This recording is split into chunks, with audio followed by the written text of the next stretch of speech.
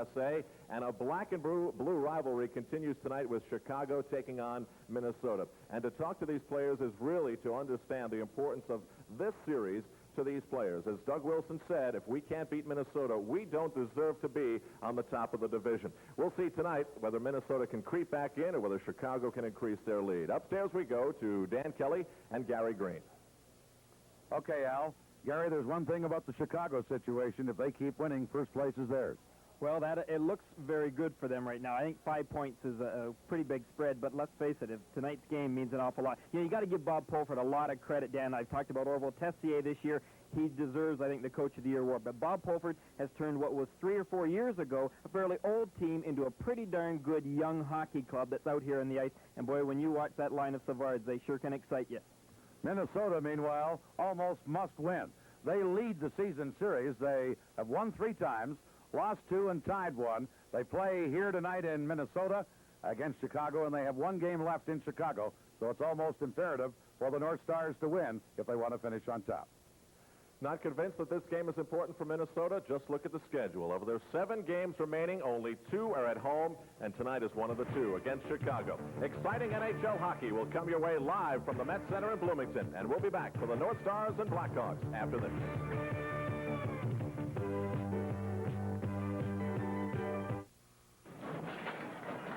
Deacon's my name, and bowling's my game. Gutter ball, gutter ball!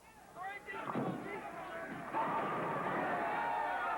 are you going to score there? Come on, 3 strikes and you're out. We just won another round of light beer from Miller. Yeah, light sure tastes great. Let's fill it! Taste great!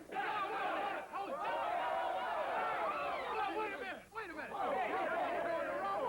There it is, down there. Take your time. 8 ball in the pocket. Bubba, this ball doesn't have any holes in it. Yeah, it does. The score's all even. Splash, frame, who's up? Rodney. Right! Gotta be a mistake. Hey, you kids, it's a piece of cake. All we need is 1 pin, Rodney.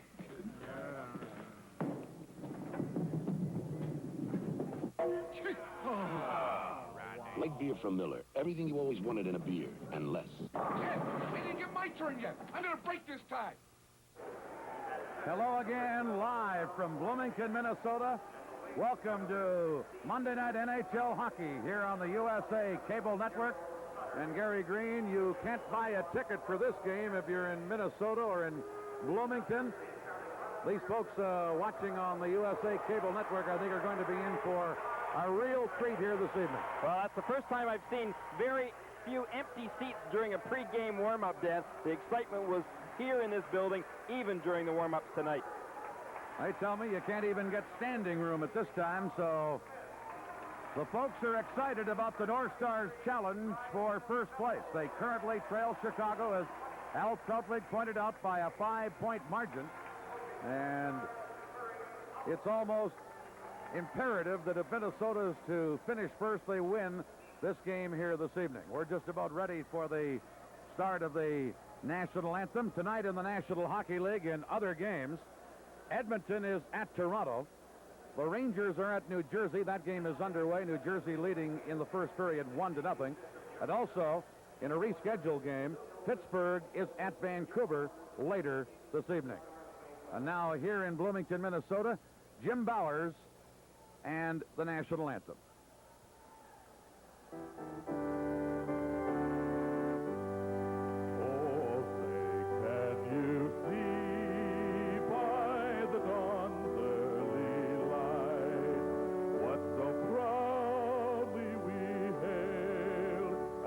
Twilight's last gleaming, whose broad stripes and bright stars through the perilous fight, o'er the ramparts we watch, were so gallantly streaming, and the rocket's red glare, the bombs bursting in air, gave proof through the night that our flag was still there.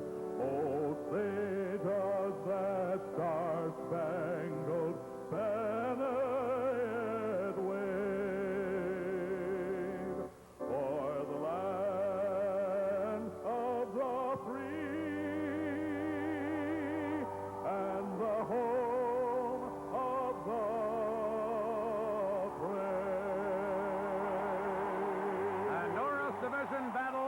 for first place here at the Metropolitan Sports Center in Bloomington, Minnesota, just outside Minneapolis and St. Paul. The referee for this evening, the veteran Brian Lewis. The two linesmen are Wayne Bonney and Kevin Collins. Lewis, the red stripe on either arm, in charge of this game. The veteran Tony Esposito, 22 wins, 9 losses, 5 ties, 3.56 goals against average. He's the starter, the oldest player in the NHL. He'll be 40 next month, the veteran Tony Esposito. And at the other end, Don Beaupre. Since coming back from the minor leagues, only 1 loss in 13 games, 17 wins, 7 losses, 5 ties, and an overall average of 3.49. That's the setting. They are the goaltenders, and here we go in Bloomington, Minnesota. And immediately, Gordy Roberts for the North Stars gives it to Brad Maxwell. Now to Bobby Smith. To Steve Payne on left wing. He drops it back to Roberts, number 10. Now to Maxwell. Ahead to the rookie, Brian Bellows, number 23. He shot it in. Esposito cleared it on the board. Now Lysiak coming over, and he and his Chicago teammate pinned Steve Payne in against the boards. And we'll have a face-off. This game is authorized under television rights granted by the National Hockey League and is presented solely for the private, non-commercial use of our audience. Any publication, reproduction, retransmission, and other use of the pictures, descriptions, and accounts of this game without the express written consent of the National Hockey League is strictly prohibited. Tom Lysiak on a face-off against Bobby Smith. The Hawks win the draw. This is Bob Murray, number 6. Murray, leading a Chicago rush, fired a long shot in. The Hawks dig in after it. Murray gets to it first himself. And now Roberts cleared it. Knocked down on the boards, and back comes Minnesota. A lead pass to number 23, Bellows. Bellows, long shot. Esposito, a glove save. He was almost caught leaning the wrong way. Now Murray for Chicago. Flipping one, held in by the North Stars, but here's Darryl Sutter, number 27. Sutter leaving it for Lysiak. Back to Sutter. Tried to get it to Rich Preston in front, but Roberts breaks that up. Number 10, Gordy Roberts, the native of Detroit, Michigan, cleared it to center. Knocked down, now Steve Payne with a pass to Brad Maxwell, and he played it off the board. This is Crossman for Chicago to Al Secor. Lead pass to the rookie Steve Larmer, number 28. Larmer poke-checked at the blue line and now has to drop it back to center. Now it's Greg Fox, number 2. Firing a long one in. Puck lines up on the mesh of the North Star goal. It's knocked loose. Now Fred Barrett fell right on top of the puck. So we'll have a face-off in the Minnesota zone. Only the second 50-goal scorer in Chicago history is that man, Al Secor. Well, what a talented hockey player he has turned out to be. Boston Bruins giving him up a year or so ago, and he has turned out to be one great scorer for the Chicago club.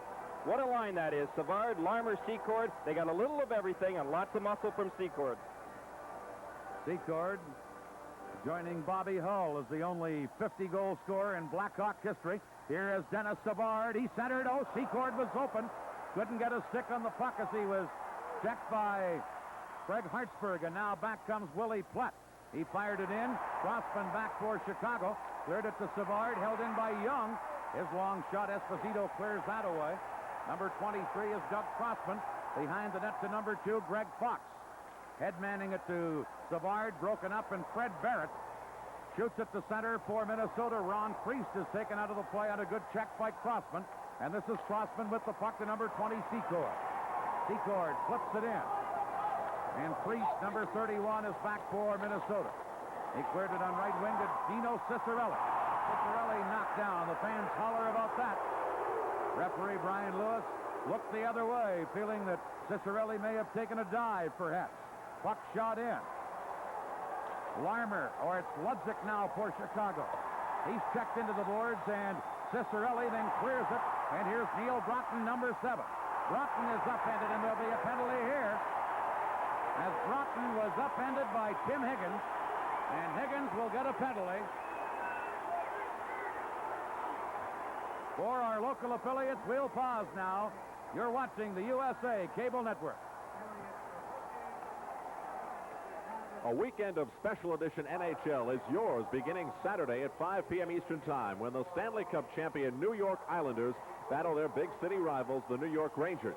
Then on Sunday night at 8:30 Eastern Time, the Rangers will be at Madison Square Garden to take on the playoff-bound Washington Capitals. A Patrick Division weekend as USA gets ready for the playoffs, all next weekend right here on USA.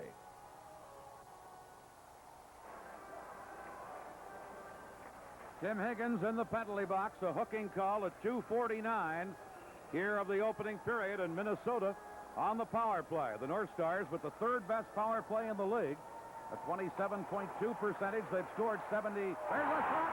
They score! Right from the point, McCarthy let it go, and I believe it was deflected on the way through. And Minnesota score after only 4 seconds of the power play. Well, it didn't take long, but again, the importance of winning those faceoffs. Let's watch it as McCarthy really blasts that shot. Whether or not right there Willie Plett touched it, let's look again. It was definitely redeflected. But did it hit Plett or the Chicago defenseman? It's hard to say. Well, we'll have to wait and see. Well, Willie Plett gets the goal, so apparently it hit Plett. And it is 1-0 Minnesota. Here are the North Stars, led by Eaves, in on right wing for George Ferguson. Back is Doug Wilson to get it.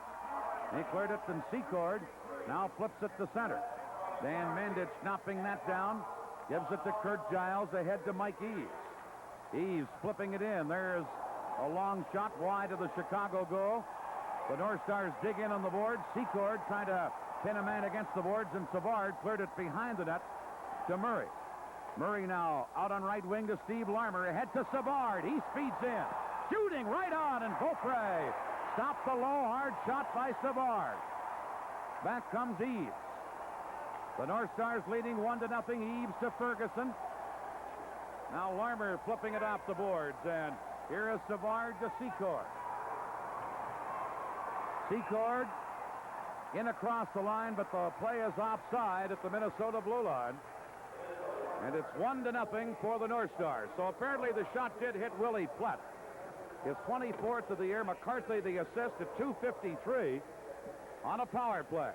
Well, interesting that Orville Tessier comes right back out with that line of Savard, Larmer, and Secord. He knows that that is the line that can do things for him.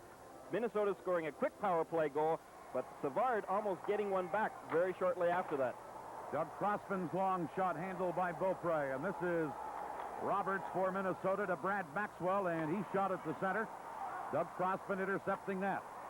Crossman to Greg Fox. Headmanning it to Lysiak, now to Sutter. Darryl Sutter shooting it into the Minnesota zone. Payne back to get it to Roberts. He cleared it. Crossman holding it in, shooting. Beaupre the save. They score! On the rebound, Rich Preston was there.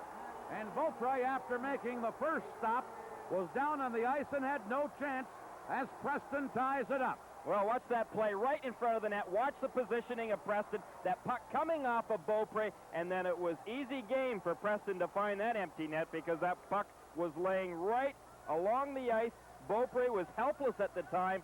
Again, watch Beaupre. I'll tell you, he's got one of his own players right on top of him. There's not much chance that he was going to stop Preston on that one. Rich Preston, noted more for his defensive abilities. He'll be telling us all about that goal in our upcoming intermission when he visits with Al Troutwick.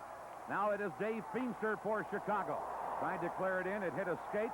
And going back and controlling it is Jack O'Callahan. Now into the center ice area to Kurt Fraser. He shot it in. Digging in after it, Steve Ludzik. Ludzik battling on the boards in the corner. Minnesota's Hartsburg comes up with the puck.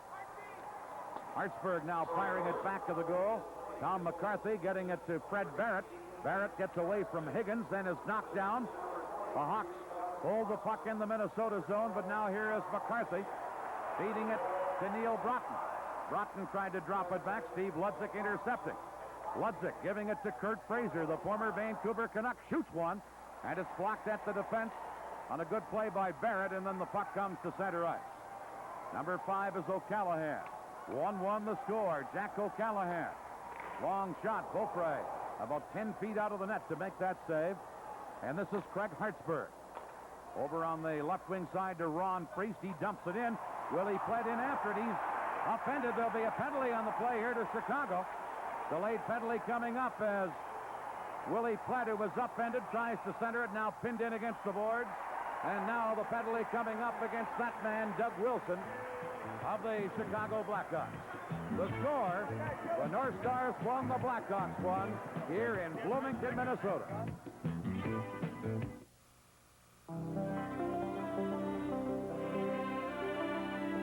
Sometimes it's reassuring to know your car will perform well.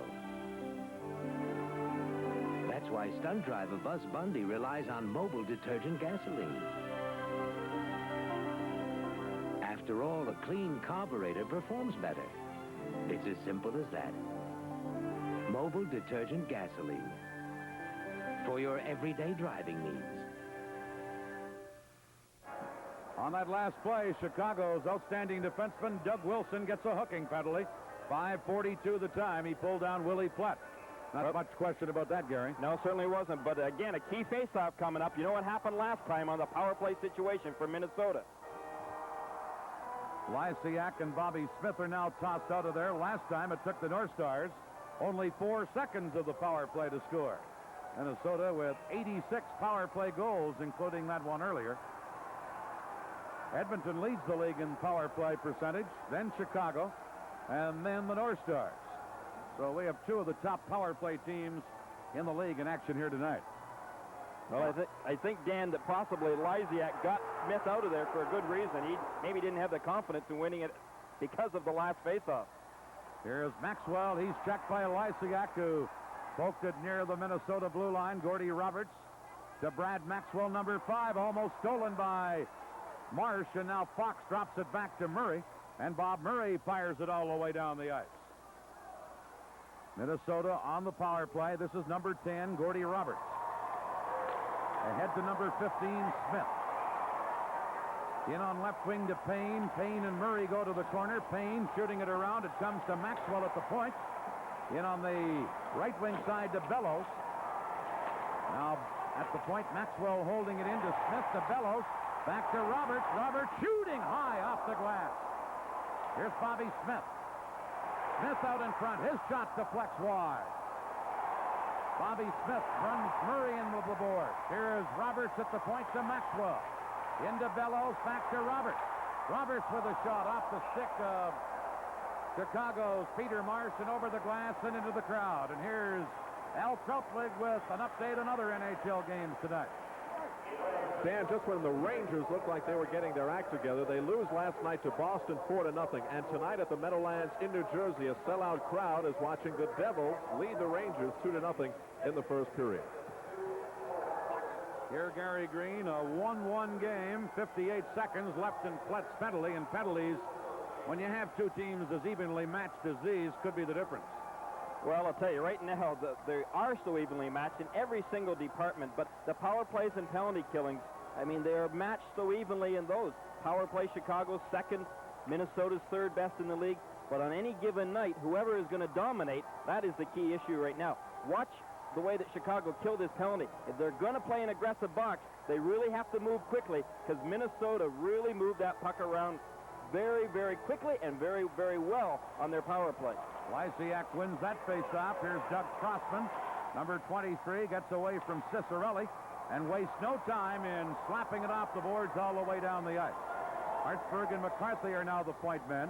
Up front, it is Broughton, Platt, and Cicerelli. And now here is Patterson stealing one, but Platt got it back, and now Bill Gardner at center ice has it for the Hawks. Gardner got it into the North Star zone, but Tom McCarthy comes up with it for Minnesota. It's passed to Hartsburg. Hartsburg to Broughton, knocked down by Feimster at the blue line. And then number 14, Bill Gardner, clears it all the way down the ice. Excellent penalty killing at this point by Patterson and Gardner. No, excellent. And, you know, Chicago are really standing up in the blue line well. Here's Broughton. He moves in, drop pass to Cicerelli, a shot, and that went off Rick Patterson, number 26. And went over the glass, and now Willie Platt gets into it in behind the goal with one of the Blackhawks. I can't see which because he's draped in against the glass and the board. Well, I think it's Dave Feimster. He certainly is a very rugged defenseman for the Blackhawks. He won't take anything out there. Was Feimster. He's kind of an unsung guy on this Chicago team, I think, Gary. Boy, I'll tell you, I really like the way that he has played this year. A former All-American at Colorado College. He has proved that he can play in this league. And, you know, he's a good defensive defenseman. Last year, Cliff Quarrell and Bob Pope were a little concerned, perhaps, at the end that he was rushing a little bit too much with the puck. But he has steadied out. Very fine defenseman this year. Now, as Platt goes to the bench, a couple of the Blackhawks, namely Al Secord, stand up and have a chat. Meanwhile, on that last play, Neil Broughton of the North Stars gets a roughing penalty. 7:38 is the time of the penalty. Well, Neil Broughton was penalized tonight, Dan, but he was rewarded this morning. His wife gave birth to a little baby girl. Each team will be a man short, but when Doug Wilson comes back on in 4 seconds, Chicago will have the man advantage. And now Orville Tessier, the Chicago coach, is over at the edge of the boards, hollering at, I guess, the referee, Brian Lewis, about something. That last Chicago scoring play, by the way, Preston from Crossman and Lysiak at 4:25 to tie it, after Platt had scored earlier for Minnesota on the power play. Now Chicago winning the faceoff. Crossman back of the goal to Feimster, and now Doug Wilson is back on. So Chicago with the man advantage. Crossman flipping it to center ice, broken up by George Ferguson. He dropped it back to Roberts. Roberts to Tim Young off his stick, but it was called back on a two-line offside pass, and the faceoff will be just inside the Minnesota blue line. Orville Tessier in his first year in the NHL, and he has his team in first place. Well, he has improved their power play drastically. Second best, as we indicated before, scored 78 goals this year on 279 opportunities for a very, very good 28%. Right now, Chicago with the man advantage. Wilson firing it in behind the net. Savard trying to get it to Larmer. Back there is Gordy Roberts. Larmer now to Savard, number 18. Here is Dennis Savard. Roberts tied him up. Now the rookie Larmer. Back to Crossman at the point. Shooting. And Beaupre, as he does so often, coming out to attack the shot, so to say. Made the save. And then in behind him, a little bit of pushing and shoving.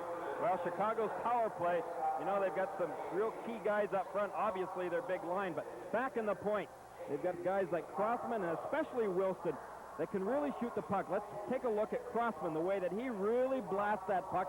Good screen set up in front. Secord doing a little work there, but Savard caught right in the goal crease. Bob Murray, certainly a player for the Blackhawks on the blue line also that can come out and really blast that puck away too. Very important to have good shooters on the blue line. Here's a big face-off. Tim Young against Dennis Savard. Going to toss Young and Savard out of there, and George Ferguson will take the draw against Steve Larmer.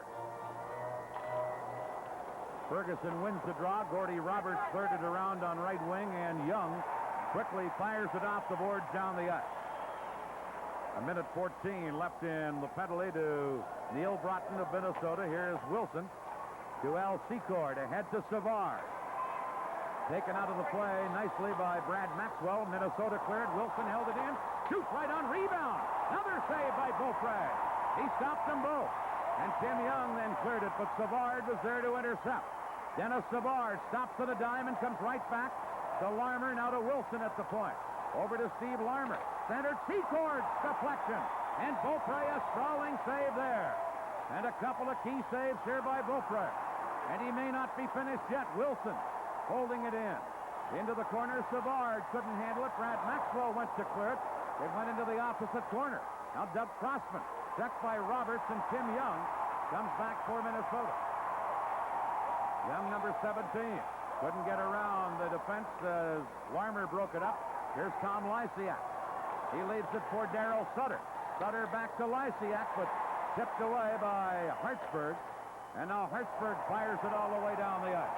Beaupre coming up with some real key saves on this power play opportunity by Chicago. 3 big ones right in a short period of time. Now, Broughton is back on. Minnesota has killed it off. Here's Greg Fox. Fired a long one in.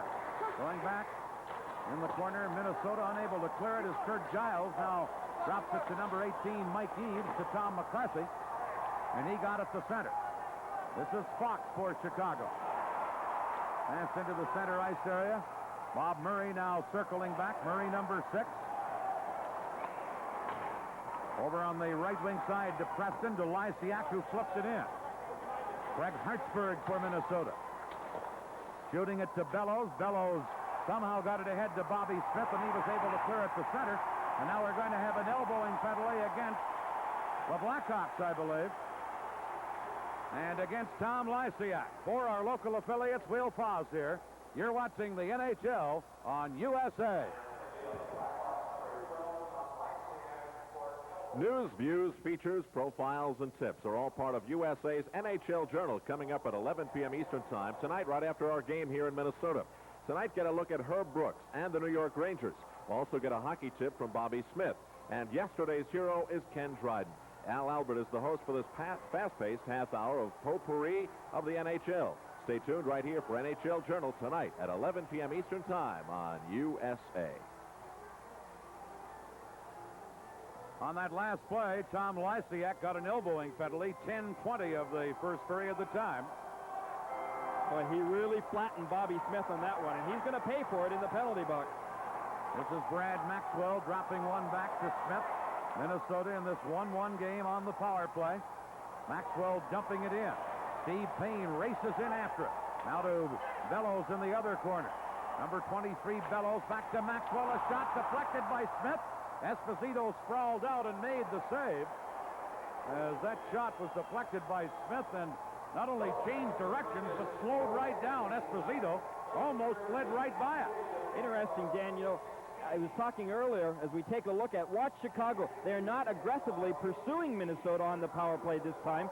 Instead, on Minnesota's power play, instead they kind of backed off and played a much more disciplined box. Esposito having to come up, as you indicated, with that big save.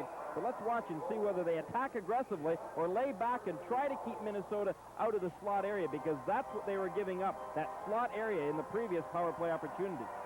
Dessier tried to get Steve Ludzik over the boards to take that faceoff, and Brian Lewis said it was too late, so it will be Gardner staying out there against Bobby Smith, and Gardner wins the draw.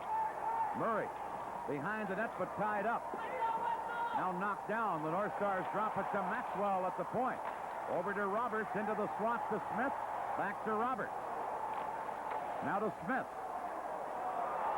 Minnesota on a power play. Roberts shooting. Esposito the save, rebound. And he stopped that too from Steve Payne. Oh, what a save by Esposito, particularly on the rebound to Payne. Well, that was too much of a rebound there, but that's not Esposito's fault. He made the save. His defense got to help him out by clearing it. Minnesota, Smith shooting one. Rebound. Bellows is stopped by Esposito. Roberts scores! Gordy Roberts on the second rebound. And another power play goal for Minnesota, and they lead 2-1. Well, do you think these fans love it here in Minnesota? Boy, do they ever. Let's watch that rebound situation. We saw Esposito making the big save on the initial rebound, but the next one came right out to the slot area. Roberts finding plenty of room there. Esposito was down. How could he help not be down? He made a couple of big saves initially. He needed a little bit of help in clearing that puck, but it came right back to Roberts in the slot area, up and over Esposito to put Minnesota ahead 2-1. Well, Esposito at first stopped Bobby Smith, then stopped Bellows on the rebound, and he was down on the ice when Roberts fired in the second rebound. I don't know how he made that save on Bellows, because Bellows had the total open net. Esposito came from no place. Gordy Roberts is third of the year from Bellows and Smith at 11:23. Here's Cicerelli. His shot right on, and Esposito the save. And now back comes Kurt Fraser, number 8. Got it to center. McCarthy intercepting that. Tom McCarthy flipping it in. Dave Feimster for Chicago back to get it. Around on the boards, and now Jack O'Callahan gives it to Higgins. At center to Ludzik, but knocked away by McCarthy. And Neil Broughton, number 7, has it. Over to Hartsburg, now back to Barrett. Barrett couldn't get away from Steve Ludzik's forechecking. Ludzik tied him up on the boards. Ludzik to Fraser. This line worked very hard for Chicago. Here's Fraser. Number 8 in the corner. Fraser battling on the board, gets away from Broughton. Behind the net, now to Ludzik. Ludzik's going to get some help from Tim Higgins. They come up with it again. This time it's Higgins. Behind the goal to Ludzik. Ludzik right out in front. A shot. Shot wide as Higgins deflected it. Now Feimster at the point shoots wide. Here are the Hawks as Ludzik tried to center, but Barrett a diving block of the pass out. And then a pileup. At Ludzik, Fraser, and Higgins really go in and forecheck. Well, they've got some muscle there with Fraser, certainly. That's why they acquired him. We are live in Bloomington, Minnesota. The North Stars are leading Chicago 2-1. More in just a moment. Starting right now, you'll want to drop everything and hurry on down to Toyota's Drop Everything sales event.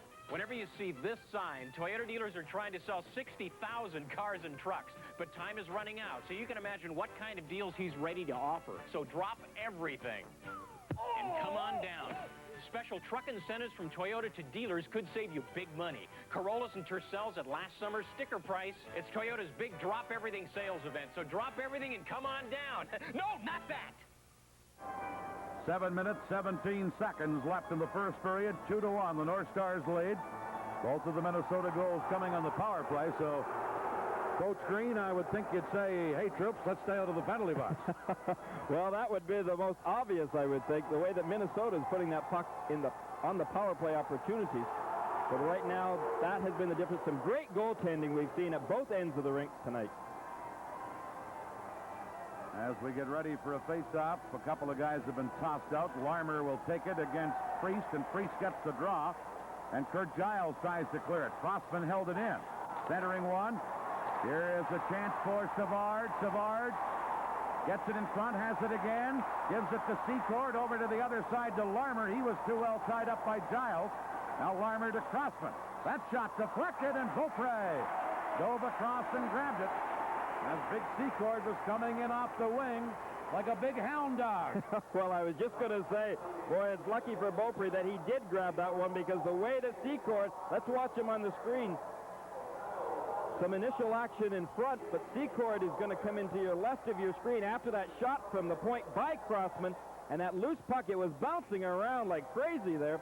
And we see Secord coming right in at the end there. He was going to pounce on it himself, but putting it in the net would have been his object. Tim Young and Dennis Savard on this face-off. Young wins the draw cleanly, and Giles cleared it to Priest. Now to Young. Young to Willie Plett, who just deflects it in. Notice they have Plett out head-on against Secord here. Here's Chicago with Crossman. To Al Secord, to Savard. Dennis Savard got around Giles, but Dan Mandich was there to clear it away. Fox for the Blackhawks to Savard. He shot it in. Kurt Giles went to clear it. Now Priest and Savard fight for it. Puck comes loose, and Giles works it over to number 32, Dan Mandich, ahead to Young. Tim Young bumped down by Fox on a good clean check. And now it is Crossman for Chicago. Crossman into the center ice area. Crossman working it into Larmer, but the play was offside and whistled down at the blue line. For our local affiliates, we'll pause here. You're watching the NHL on USA. Stay tuned at the end of period one. Joining me here in the studio is Rich Preston, a rare breed in the National Hockey League these days. As a member of the Chicago Blackhawks, he's over 30 years of age. That's a rarity, and he already has a goal in tonight's game. After that, Gary Green will join me. We're going to talk about Marcel Dion and all the records that he's been breaking lately. And as we look at tonight's game, can we help but get excited about the potential playoff meeting between these two teams? 7 games would be quite exciting. That's Tom Lysiak. I'm Dan Kelly, Gary Green, and Al Troutwigger here, and you're with the USA Cable Network. Minnesota leading this game 2-1 as Rich Preston shoots it in for Chicago. Roberts, number 10 for the North Stars. Clearing it to Maxwell. Now flipping it ahead and back behind the play. A little extracurricular activity between Lysiak and Gordy Roberts. Did you have an eye on that, Gary?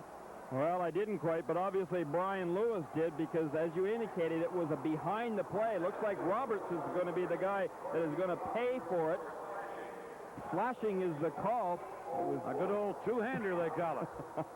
Well, that's just to tell them not to come back into your end zone, but as a result, Chicago is going to have their opportunity on the power play. 14:04 the time, slashing to Gordy Roberts. I'm sure Lysiak will be back in that end zone. He's been slashed before. Many times tonight he will be back in that end zone. Any strategy, Gary, that you've noticed Tessier and the Minnesota coach Murray Oliver coming up with? No question. Young, Priest, and Platt have been assigned to cover Savard's line tonight. So far, they've done a fairly good job. Here is Lysiak on the Chicago power play. Tom Lysiak dropping one back to Doug Wilson. Return to Lysiak. Tom Lysiak, number 12. Back to Wilson. Return to Lysiak. Over to Murray. Back to Wilson again. To Murray. Murray tried to center it, but it went off Tim Young's skate and deflected to center. Now Young intercepting a pass from Murray. Into the Hawk zone, tied up by Preston. And then Wilson breaks it up and feeds for Preston. Preston leaving it for Darryl Sutter. Sutter tied up. Gets it to Wilson at the point. In front for Sutter, but Mike Eaves knocked it away. And Eaves and Lysiak battle. Lysiak gets it into the corner. Here's Darryl Sutter. Under the clutches of Brad Maxwell. Sutter centered. Preston a shot. Blocked at the defense on a good block by Brad Maxwell. Oh, what a pass by Sutter right out to Preston. Great shot Preston got away, but Beaupre once again comes up big. Here is Savard. Chicago still on the power play. Savard worms his way in on the left wing boards. Out in front of the net. Savard shooting. He shot it just wide. Here is Secord. Al Secord, a 50-goal scorer for the Hawks. Back to Savard off his skate. And now cleared away by Mike Eaves. Oh, that Savard can do some pretty things with that puck. You and I were talking today. He loves to play the game, and boy, does it show. Here's Doug Crossman into the Minnesota zone. Crossman dropping it back. Here's Doug Wilson. That shot blocked by Young. Savard held it in. Into the corner to Secord, and now Roberts is out of the penalty box. Secord centers to Savard, but knocked away from him by Tom McCarthy. A jam up in the corner. Secord in there trying to knock it loose from two North Stars. He couldn't do it, and now play is called. And we have a stoppage in play. The National Hockey League is coming to you coast to coast on the USA Cable Network. We'll be right back. In the last known photograph of the Dalton gang, Bob and Grat Dalton are both wearing Levi's original blue jeans. They probably never gave their choice a lot of thought, and 100 years later, Levi's jeans still give you a lot not to think about. Workmanship that'll never let you down. Comfort you know you can count on, and style that fits in without question. Levi's jeans. The more you think about them, the more you realize you don't have to. 3 minutes, 41 seconds left in the first period. 2-1, Minnesota leading. Minnesota also out shooting Chicago to this point, 11-9. An evenly played game, though. Here's Higgins into Kurt Fraser. Now behind the net to Steve Ludzik. Roberts tied him up. Maxwell went to clear it. Kurt Fraser again behind the goal to Ludzik. Ludzik to Fraser. Back to Ludzik. Here's the Hawk rookie Steve Ludzik. Centered one off Roberts' skate, and then Beaupre just grabbed it and held on to it for a faceoff. Second period at the Meadowlands in New Jersey. The New Jersey Devils have given up a goal to the Rangers. They now lead the Broadway Blues 2-1. Meanwhile, in Toronto, a very important lead, a very important game for the Maple Leafs. They lead Edmonton 1-0 in the first. Here's the shot from the point. O'Callahan shot turned aside by Beaupre, and Minnesota's Smith now has it. Bobby Smith trying to clear it in. Feenstra knocked it down, got it to center. Steve Ludzik to Fraser. He shoots it into the North Star zone. Gordy Roberts now with the puck. Here's Smith, cleared it on the boards. Fraser knocks it down, back to the point to O'Callahan. Shoots, he score! Deflected in, I believe, by Steve Ludzik, the rookie. And it's tied 2-2. Well, a beautiful tip-in it was. Let's take a look at it. Watch Ludzik right in front of the net. A big shot here by O'Callahan. But a beautiful tip-in. Wow, was that a nice one. On the backhand at that. We'll get a chance to see it one more time. Great shot by O'Callahan. Right along the ice, right where you want your defenseman to shoot. But what a beautiful tip-in right in the upper hand corner. Can't blame Beaupre for that one. And a 2-2 game now between these first and second place teams in the Norris Division. Back after it is Sutter. In behind the net. Loose puck tied up there. They're announcing the goal as being scored by O'Callahan, but I'm sure that it was Ludzik that chipped it in. We could have a change. Beaupre now clearing it on the boards. McCarthy knocked it down, and now here's Neil Broughton tipping it near the Chicago line, and Doug Crossman has it there. He shot it to center. Here's Kurt Giles. Had to wait for Broughton to get onside, then almost lost the puck, and finally does. And here's Rich Preston moving in, shooting, stick save by Beaupre on a low shot by Preston. The North Stars clear it to center. Crossman knocking it down. Now Lysiak giving it to Secord. He dropped it into his own zone to Fox. Less than 2 minutes to play here in the first period. Number 2 is Greg Fox. He shoots it into the Minnesota zone. Secord digging in after it. Now cleared. Hartsburg getting it to Mike Eaves. Eaves now ahead to Jordy Douglas, number 14. Douglas, quick wrist shot. That went off Eaves and deflected to the corner. Now Wilson trying to hold it there. Couldn't, and Steve Larmer feeds it to Secord. Number 20, Al Secord.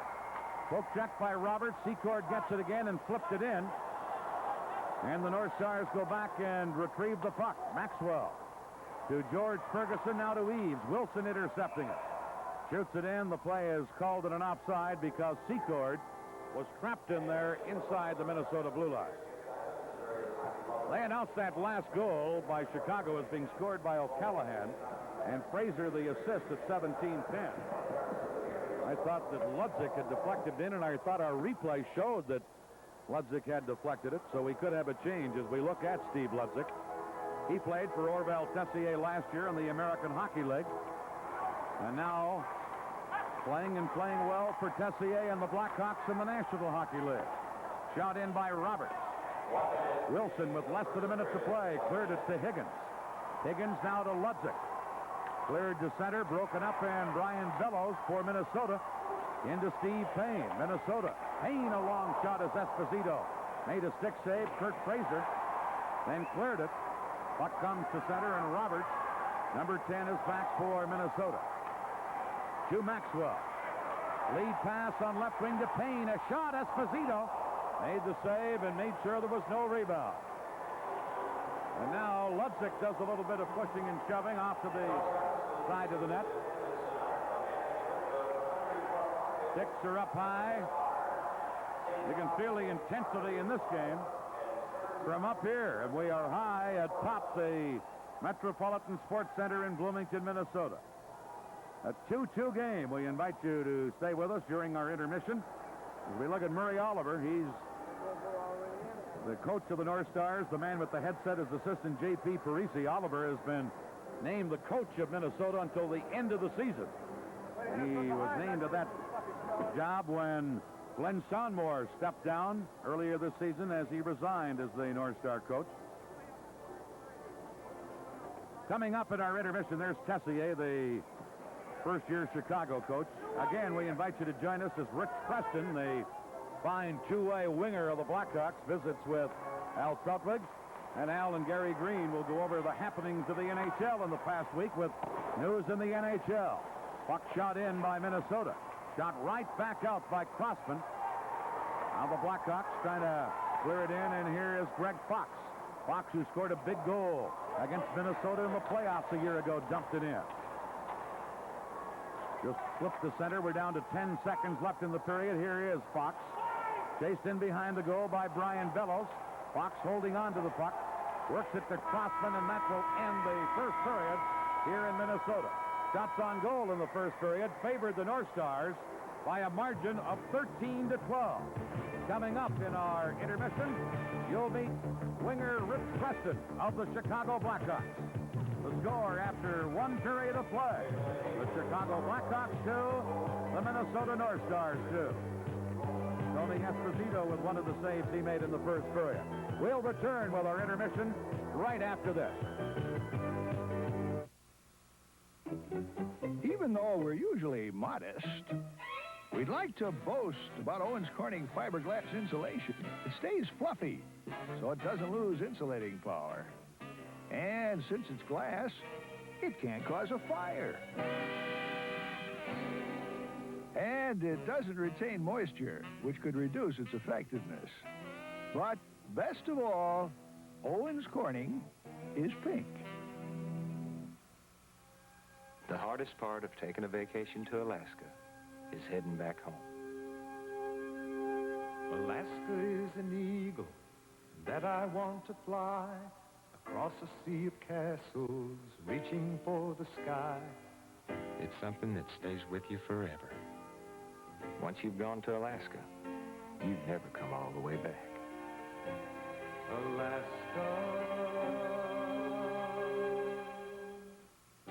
Time is running out, so drop everything. And hurry on down to Toyota's Drop Everything sales event.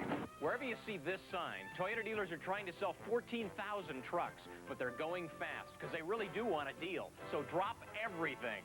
And come on down. Trucks are at 82 sticker prices, and there are special incentives from Toyota to dealers that could save you big money. It's Toyota's big Drop Everything sales event, so drop everything and come on down. Oh!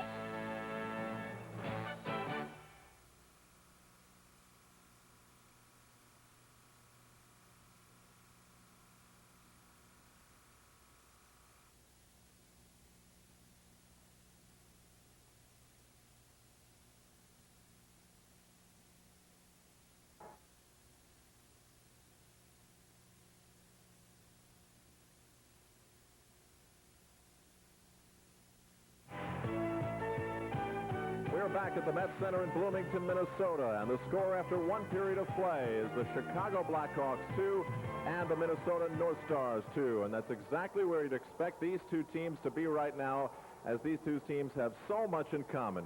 Very close power play record, very close goaltending. As a matter of fact, in the National Hockey League, these two teams are numbers 4 and 5 on the goaltending side, and in power play they are number 2 and 3. And in the standings, only 5 points separate the two, and that's what we're talking about now. Now, the importance of the game, just to reiterate for Minnesota, if they do lose tonight, it will be a 7-point Chicago lead. Minnesota would then have 6 games left, only one of which would be at home, and that would make things near impossible for the Minnesota North Stars. Chicago, on the other hand, is facing a 4-point differential, as you do anytime two teams square up against each other. Should Chicago win, it is 7 points. Should they lose, it is only 3 points. And Minnesota then would definitely be within earshot of catching the Chicago Blackhawks. The North Stars, by the way, were last year's Norris Division champions, and they are doing 8 points better this year than they were last year. But as you can tell by watching the Chicago Blackhawks, not only tonight, but all of this season, Orval Tessier has them tuned up and ready to go, because this year, 8 points better is not enough to lead the Norris Division. We were scheduled to have Rich Preston of the Chicago Blackhawks here in our studio, but Orval Tessier has closed the locker room. Rich Preston will not be able to appear here with us, and Gary Green joins me. And we're ready now, Gary, to talk about news in the National Hockey League, as Orval Tessier has things locked up. This divisional rivalry can get quite exciting. We start things off with the NHL Toyota Player of the Week. It is Marcel Dion, and Marcel in 3 games had 5 goals, 3 assists for a total of 8 points, and he continues to rack them up.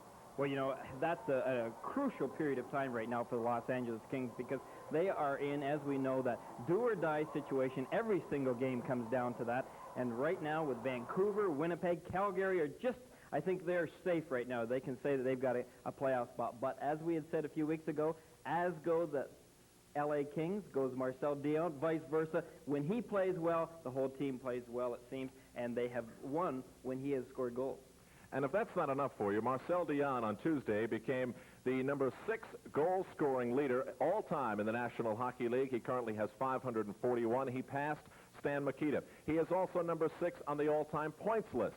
He is 7 points away from catching Alex Delvecchio in that regard. He has also become the first player to record 7 100-point seasons. And if that's not enough, Marcel Dion became the third player to record 50-goal seasons 6 times. He joins Guy Lafleur and Mike Bossy as the third player to do that, and he really is doing it not quietly, but out in Los Angeles, he seems to do it in an unheralded way. Well, I'll tell you, any time you can score 50 goals in a season, that shows you what caliber of a hockey player you are. But to do it 6 seasons in a row, that is absolutely amazing. And he is in that amazing category with the great one, Wayne Gretzky, and those type of hockey players. But Guy Lafleur and Mike Bossy are the only other guys that have done it.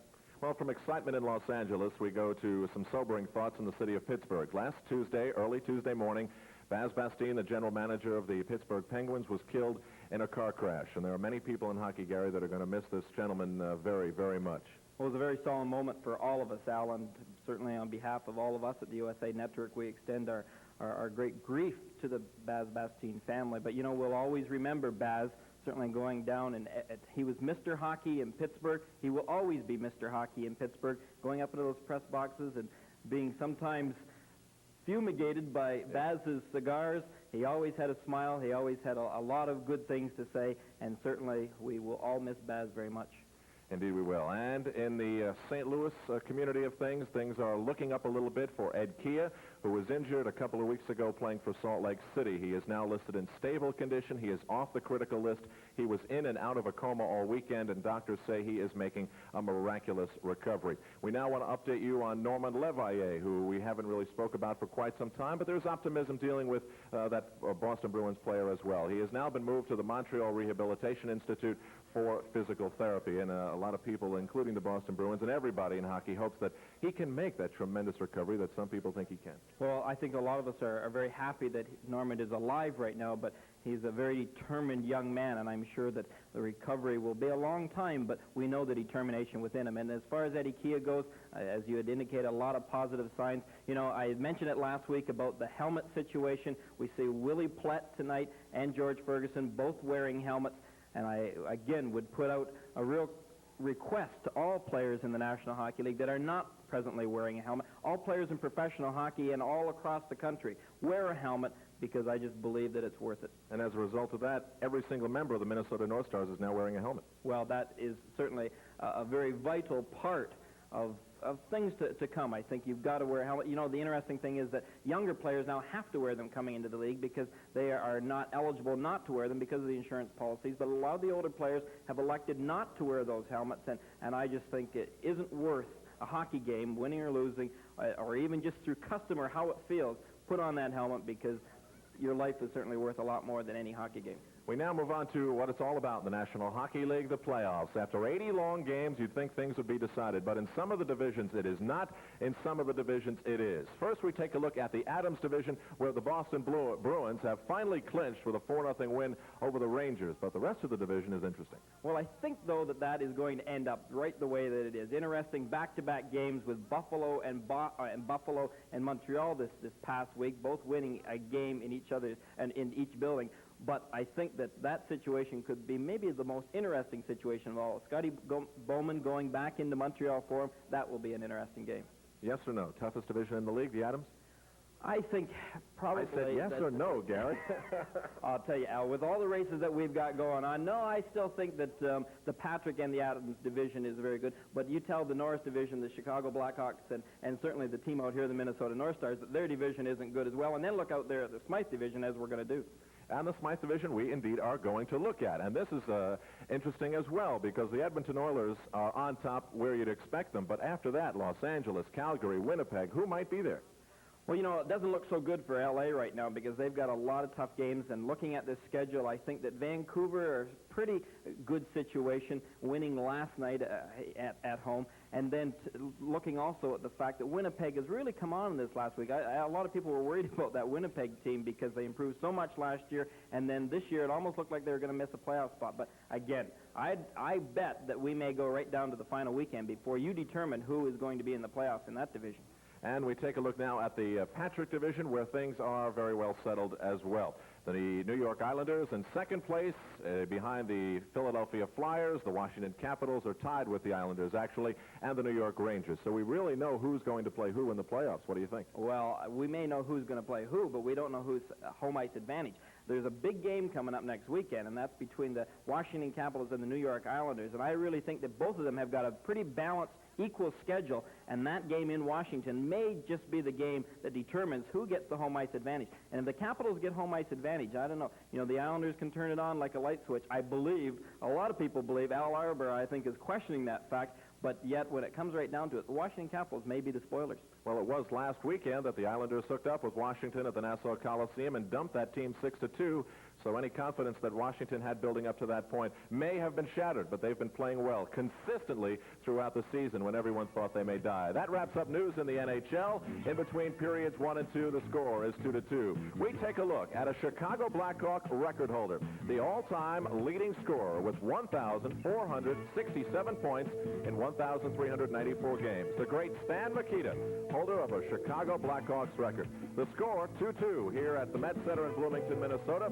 This is the National Hockey League, coast to coast, on the USA Cable Network. Hundreds of thousands of people have a hereditary eye disease called retinitis pigmentosa, or RP. We don't know the cause or the cure, just the symptoms: night blindness, tunnel vision, and a gradual loss of sight. The RP Foundation sponsors research to stop this disease. If you would like to know more about RP, contact your local chapter of the RP Foundation or call this toll-free number.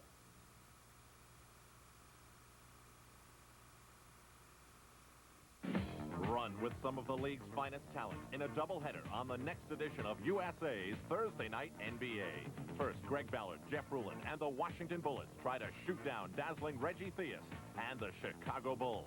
Then it's on to Portland, where triple threat Paxson, Nash, and Michael Thompson battle the Houston Rockets.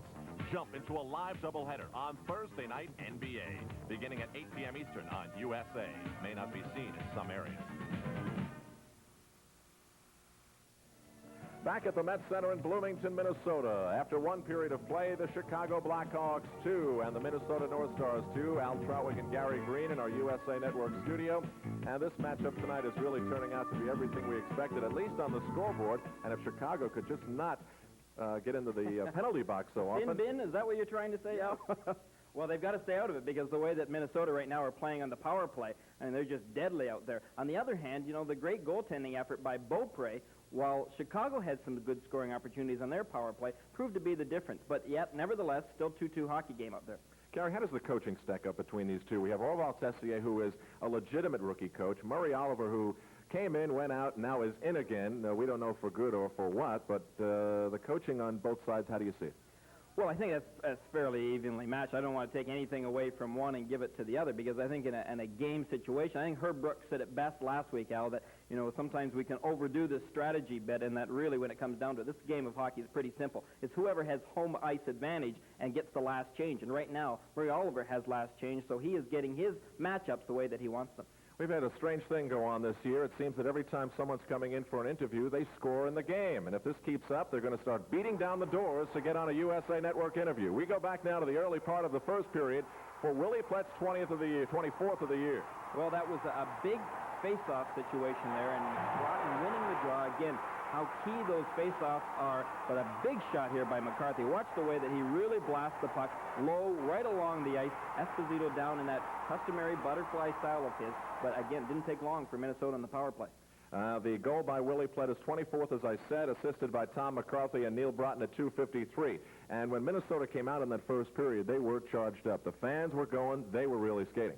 Pretty tough in this building. I've been in this situation before. If you can hold this Minnesota team off for the first 5-10 minutes, as this way is in a lot of buildings, like the Philadelphia Spectrum, Madison Square Garden, then you might stand a chance of coming out alive.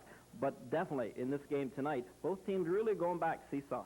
So what if Rich Preston didn't show up? He was supposed to be here, so he decided to score a goal anyway to tie the game. We're still in period one. Rich Preston's coming up for goal number 25. Well, you know, Beaupre was really covered. Let's take a look at the fact that Maxwell was almost laying right on top of him. The loose puck was out there, again, from another angle.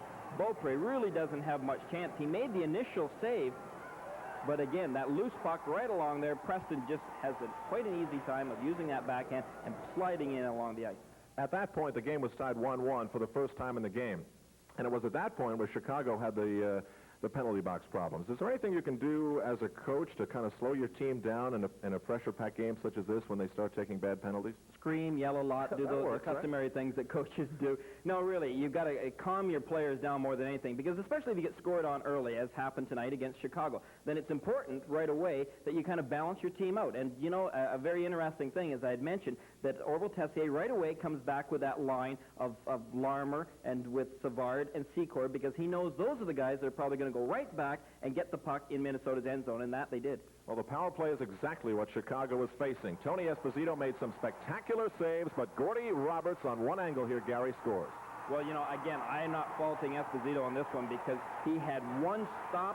Bellows, I don't know how he made that save, but he did. But then the puck comes right out into the slot. Roberts moves right in very nicely, as a smart offensive defenseman would, and puts it up and over Esposito. And again, you got to give Esposito full marks for trying. You can stop two, but if you think you're going to stop the third rebound, then you better talk to your defense.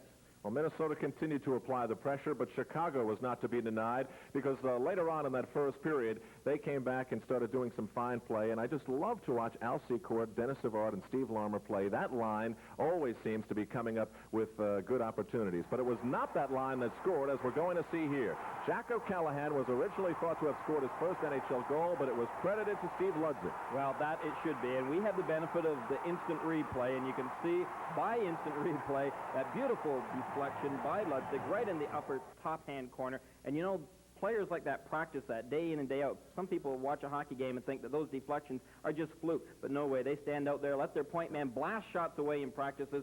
Sometimes they're up and over the glass, but oftentimes they're right where Ludzik put it. And I'm sure Jack O'Callahan realized that it was not his stick that put that puck in the net, and how awful it would be to think that your very first NHL goal was put in by somebody else. It was Steve Ludzik's goal.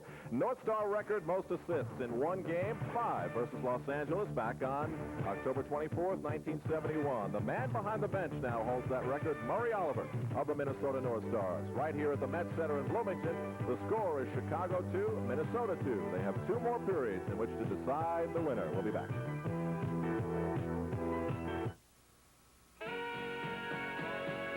Welcome to Miller Time. It's all yours, and it's all mine.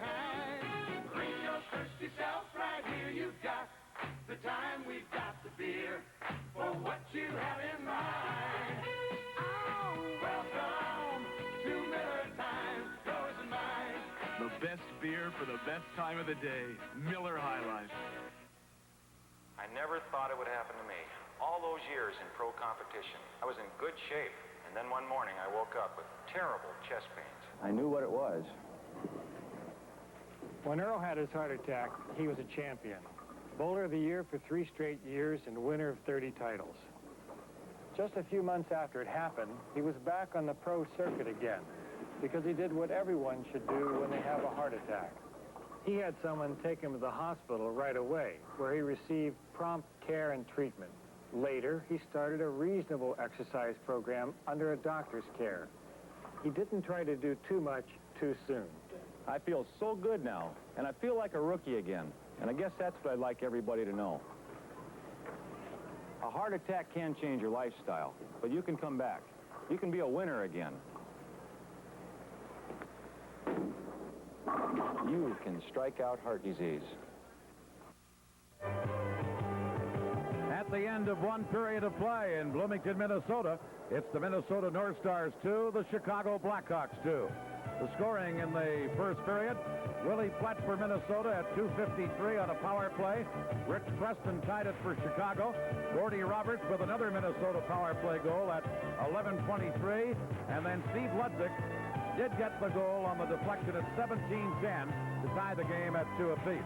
Shots on goal in the first period favored the North Stars 13-12. I think Gary Green had a very good point when he talked about coming into this building or a lot of other buildings when you're the visiting team. You just hope that you don't get blown out in the first 7 or 8 minutes of the game by the home team's emotion and momentum. That didn't happen to Chicago, and I would think coming out of that first period, falling behind twice and then coming back to tie it, could give Chicago a little bit of a lift for the rest of this game. Meanwhile, these are a lot of ands, ifs, and buts, because these two teams, as the season long has shown, are very evenly matched, and it'll probably be a late goal that may decide it. But I just thought that Chicago's comeback of being down twice in the road and coming back was a very important part of this game. Here we go at the live action of the second period. A 2-2 game, Chicago and Minnesota. The Blackhawks try and clear it in. Roberts knocking it down, and now Bobby Smith loses it. Here is Lysiak moving in, but they whistle the play down, and they're going to give Lysiak a penalty as he upended the Minnesota player and then got the puck. Pulling down the North Star player at the blue line, then Lysiak getting the puck and really getting a pretty good scoring opportunity, but Brian Lewis says, no, can't do that. Hooking against Lysiak at the 15-second mark. And you know what Minnesota did in the first period? They scored both of their goals in the power play, so the North Stars have a chance again. They have Smith, Kane, and Bellows up front. Maxwell and Roberts the point men. Minnesota on the power play with Roberts, number 10. His pass to Smith. Bobby Smith ahead on left wing to Brian Bellows. He's in the clear and on goal. He scores! Brian Bellows! Showing an example of why he was such a high draft pick this past June. Well, once again, the power play proves deadly to the Chicago Blackhawks, the Minnesotas, that is. Bellows coming right in on here, on Esposito, all alone. He was trying to be hooked from behind by Murray, but he gets off the shot and just up and over Esposito. 3 power play goals this evening. Bellows showed a little hop to pull away from Murray and showed an excellent scoring eye as he pops in his 32nd of the year. Not bad for an 18-year-old rookie. And some people said earlier he was having a disappointing year. Well, a lot of rookies wish they had such a disappointing year. You can bet it wasn't Gary Green or Dan Kelly or Al Silver. Here's the loose puck in behind the goal. Fox clearing it to Dennis Savard. Chicago behind again. Here's Savard. Dropping one back to Crossman. A shot blocked at the defense, and now Willie Flett feeds Ron Priest back to Flett. Flett with a long shot off the glove of Esposito. Priest into the corner. Crossman jams him in against the boards. Now the puck comes back to the goal. Al Secord flips it to center. Tim Young now loses it, and here is Savard. Dennis Savard, they whistle it down. They rule Savard actually put himself offside at the blue line. Well, again, you see Tessier coming right back. As soon as Minnesota scored, he comes back with that big line of Savard, but Orville was doing a lot of hollering and yelling down in that dressing room in between periods. I'm sure a little bit of it as we take a look at that offside, putting the faceoff back outside of Minnesota's blue line. I'm sure a lot of that yelling that Orville was doing was because of perhaps some bad penalties that he felt his hockey club took in the first period. Here's Minnesota. They've scored 3 times in the power play and lead 3-2. Crossman to Fox. Shot off the boards into the Minnesota zone, and this is Fred Barrett. He's been with Minnesota longer than any of the North Star players. Passing one on right wing as George Ferguson shot it in. Now picked up a shot off the goalpost as Mike Eaves got Ferguson's pass and hit the post. Chicago come back. Doug Crossman in across the line here. Secord right in. He scores! And Al Secord comes right back again to tie it for Chicago. 3 times Minnesota have taken the lead. 3 times the Blackhawks have come back to tie it. Well, certainly a great play here by Secord. He almost lost the puck, but was able to hang on to it. But what a nifty little backhand right through the legs of Beaupre. And let's watch it again as Secord almost lost the puck, but that little extra reach that he gave was able to get him possession of that puck. Just enough, I think, to throw Beaupre off. And again, that puck going right between Beaupre's legs. Al Secord with goal number 52 of the year. And it's tied 3-3. Steve Ludzik shooting it in. Dom Beaupre sets it up for Kurt Giles. Giles number 2 to Tom McCarthy. McCarthy trying to get it to Neil Broughton. That's broken up. Tim Higgins gives it to Kurt Fraser. And Fraser fired a long one in wide of the goal. Dino Cicerelli, number 20, takes over for Minnesota. He gives it to number 32, Dan Mendich, the rookie out of Ohio State. Mendich tried to shoot it in, broke it up. Now Giles cleared it near the line. Higgins passes to Fraser, and Chicago come right back. McCarthy lets it go on the boards. It goes right to Higgins. In behind the goal, Chicago had a man open, Fraser, but they couldn't get it to him, and Giles feeds Tom McCarthy. To Neil Broughton. Broughton taken out of the play by O'Callahan and Dave Feimster. Feeds Fraser on left wing. Fraser bumped by Mendich, and Bobby Smith gets it. Smith is dumping it into the Chicago zone. Tom Lysiak has it for the Blackhawks. Leaving it for Feimster. Bellows breaks that up. Bellows into the corner to Smith. Back to Bellows, a shot. Oh, and that deflected just wide. That shot changed directions abruptly in front of the net and went wide. Back comes Rich Preston. In across the line, Lysiak couldn't get it, and here's Darryl Sutter. That's broken up. Bob Murray with the puck. Murray taken out of the play, and we'll get a penalty here against Brad Maxwell as Murray is down on the ice and injured. This is the National Hockey League on the USA Cable Network. We'll be right back. Blue GC8, this is Army 212, 7 miles northwest, low fuel, heavy weather. Army 212, radar contact, turn right, heading 150. With a fog-bound helicopter hanging on your every word, it doesn't matter whether you're a man or a woman, only that you're good. Slowly. Roger. Overlanding threshold. Be all that you can be. Thanks for your help. Roger. You can do it in the Army. Well, Bob Murray was hurt on that play. He was more or less by Maxwell put in a bear hug and slammed into the boards. As a result, Maxwell has been assessed a 2-minute minor. But the trainer for the Blackhawks was out on the ice to assist Murray. It really looked like he was hurt badly at first, but he was able to skate off the ice himself, so it looks like he may be all right. A real football move by Maxwell. A holding penalty, 3:34 is the time. Those last two scoring plays in this period, Bellows for Minnesota from Smith and Roberts on a power play at the 32-second mark. Then Secord came right back to tie it, his 52nd of the year, from Crossman and Larmer at 1:44. And now Chicago in this 3-3 game with a power play of their own. Here's the play as Maxwell put Murray into the boards. Well, again, we see Murray going head first in there. It could have been more serious, I think, than it perhaps was. On the face-off, it is Secord to Dennis Savard. Savard behind the goal to Steve Larmer. Now back to Savard, broken up, and it comes to center. Crossman has it there. Here's Ferguson into Tim Young.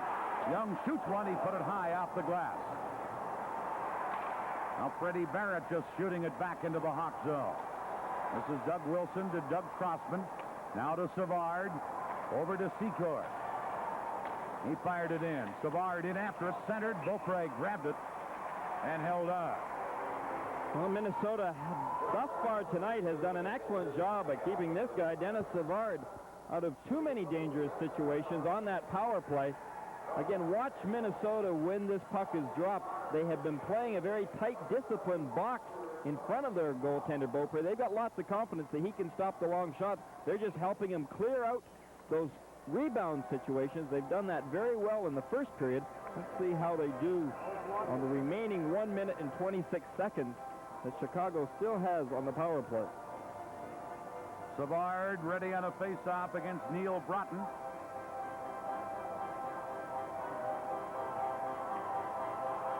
.3-3 the score. Hartsburg coming up with it. Cleared it down the boards to Broughton. Broughton shot it, held in by Wilson, over into the other wing to Larmer.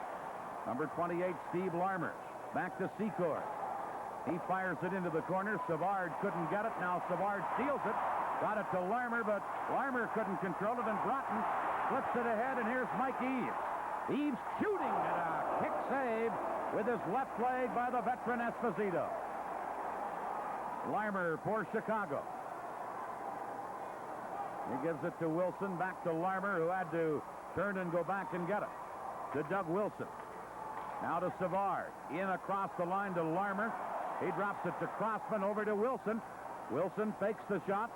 Number 24, Doug Wilson, fires one, and that's deflected and went high, and it went off a high stick of Secord, so they whistle the play down, and the faceoff will come all the way back into the Chicago zone. Well, Eaves and Broughton for Minnesota definitely doing a good job out there.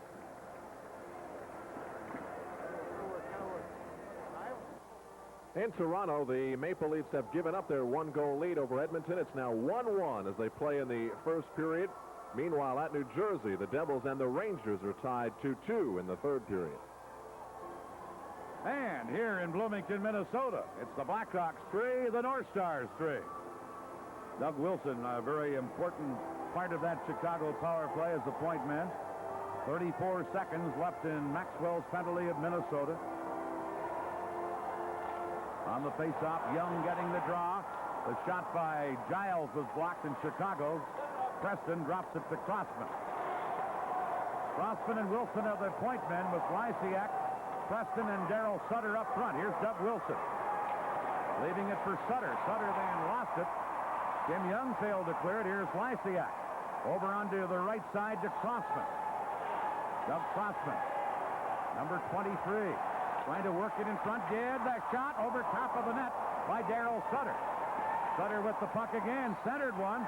Out in front. Preston a backhander, and Beaupre got a piece of it. Maxwell's back on, so Minnesota's at full strength as the North Stars clear it to center.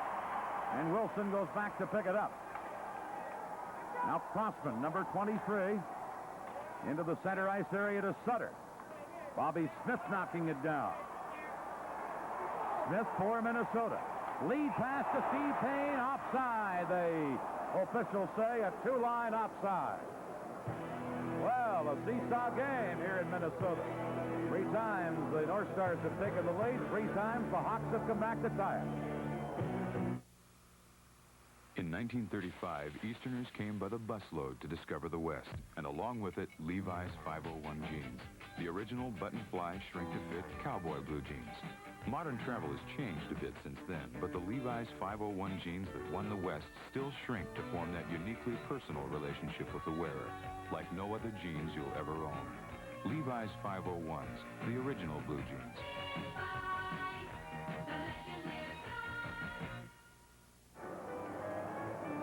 14 minutes and 1 second left in the second period. 3-3 the score. Well, the script says Chicago will get a penalty and Minnesota will get another power play goal, right? Well, if you follow the script closely in the first period and the second period thus far, that's what would happen. Puck is back into the Chicago zone. O'Callahan firing it out to Fraser. Now to Steve Ludzik. Ludzik, number 29. He moves in. His shot off Barrett. Now another shot just wide. And Payne has it for the North Stars. Steve Payne bumped hard by Kurt Fraser. Now the puck near the Hawk line, broken up by O'Callahan. Here comes Payne again. Payne on left wing. Got it into the corner, but Feimster comes up with the puck. Dave Feimster makes a good play to work it to Higgins. And then Higgins shoots it off the boards into the Minnesota zone. Fred Barrett has it there over to Hartsburg. Now to Smith, broken up by Secord. Al Secord in his own zone with a tricky little pass to Feimster. Now to Savard. Dennis Savard leaving it for Larmer. Larmer drops it to O'Callahan, but Smith broke it up. Secord tried to center. Ron Priest intercepts that to Plett to Smith. Number 15, Bobby Smith. Into the slot, a shot, and Esposito sprawled across. Now Ron Priest centering one. Bounced off the boards right onto O'Callahan's stick. He shot at the center. Plett and Secord bump. Plett wins that battle and cleared it in. Back is O'Callahan. Jack O'Callahan to Secord off his stick into the Minnesota zone. Maxwell back to get it. Penalty coming up here against Chicago. As Maxwell now gives it to Roberts. And now play is called. And the Blackhawks are getting a penalty here. For our local affiliates, we'll pause here You're watching the NHL on USA. Right after NHL Journal, USA's Hot Spots brings you Dan Kelly's favorite band, the British rock group The Members, performing their hit single Working Girl, as well as other songs from their current hit album. Then it's USA's pop music magazine, Radio 1990. Host Lisa Robinson will tell how the Sex Pistols manager moved to square dancing. Plus, flashback feature focuses in on Cat Stevens. It all begins at 11:30 p.m. Eastern tonight. Well, Dennis Savard is in the penalty box. We'll see Beaupre on the delay here, leaving the net. He was on his way. Just to the top of your screen, you'll see Savard laying on the ice. Beaupre had collided, or perhaps in Savard's eyes, tripped him coming across, and Beaupre, I believe, is going to be penalized as well. But Savard is initially in the box for taking a real violent swing. He never hit anybody, but that stick came a full 360 degrees. Well, Savard gets a slashing penalty. Beaupre gets a tripping penalty. So each team will be a man short. Savard was already going to get the penalty, so it's a rather silly penalty for Beaupre to come up with, because it nullifies what would have been a Minnesota power play. 7:41 here of the second period of the time. Jordy Douglas will serve the Beaupre penalty as we look at Orville Tessier, the Blackhawk coach. Well, I'm sure Orville was a little bit relieved, at least that Minnesota did take that penalty, but the script was going along perfectly until Beaupre really came in and interfered. So each team will be a man short. 3-3 the score. Here's a loose puck, and Wilson racing to try and beat number 7 to it. Then the North Star player was tied up on the play, Broughton. Here is Maxwell at the point, shooting one. That went wide of the goal. And back comes Rich Preston. Preston, number 16, can't get around the outside of Gordy Roberts, and then they push at each other. Now Preston still after the puck. Roberts still has Preston tied up. Puck comes to the North Stars, and here they have a 3-on-2 break. McCarthy over to Brad Maxwell. He centered one. Nobody could get to it. And then it's shot by Higgins to center ice. Preston is onside as the puck preceded him across center. Preston taken out of the play by Roberts again. And Maxwell starts back. Brad Maxwell passing it to Cicerelli. Shoots one, and he put it up high, away up into the crowd here at the Met Sports Center.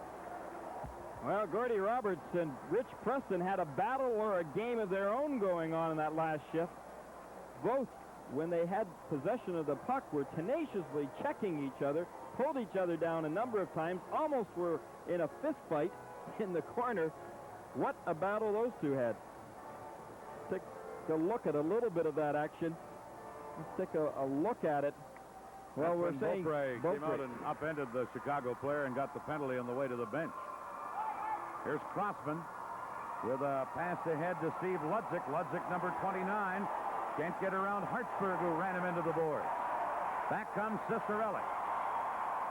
Dino Cicerelli to Kurt Giles, and the play went offside as Giles delayed a bit. Cicerelli went racing in ahead and put the play offside. Well, in a situation like that, a 3-on-3 situation, really, I don't think you're going to gain too much ground. Chicago were standing up on the blue. Best to dump it in and go after it, especially with a guy like Cicerelli that could probably beat Chicago's defenseman to the corner for possession of the puck. We'll notice all the Minnesota North Stars, as mentioned earlier, out there tonight wearing helmets.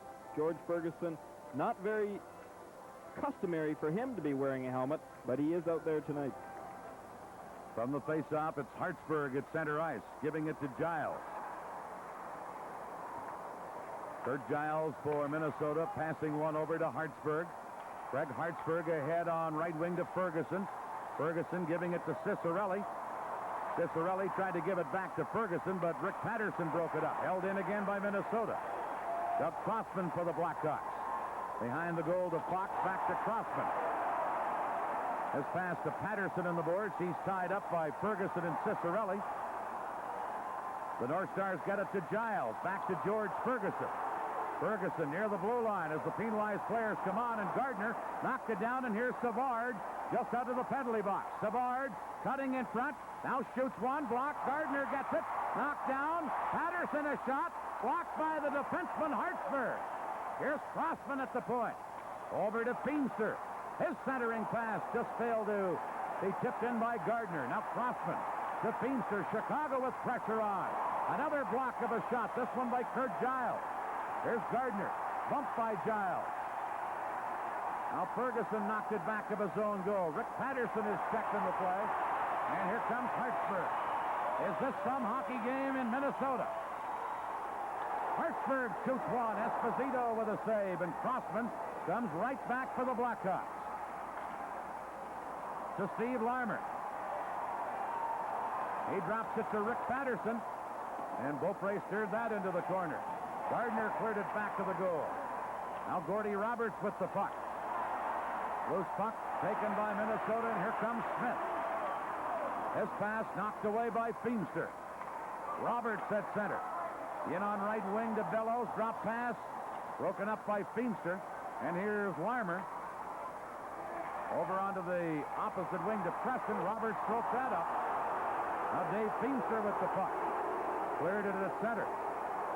Maxwell back to pick it up. To Bobby Smith. Smith clearing one. O'Callahan knocked it down. To Preston. Preston dumping it in. Sutter digs in after it. Sutter centered. Roberts was positioned perfectly to break it up. Back comes Bellows. Drop pass on the play to Payne. He shot it high off the glass. Now Darryl Sutter coming back.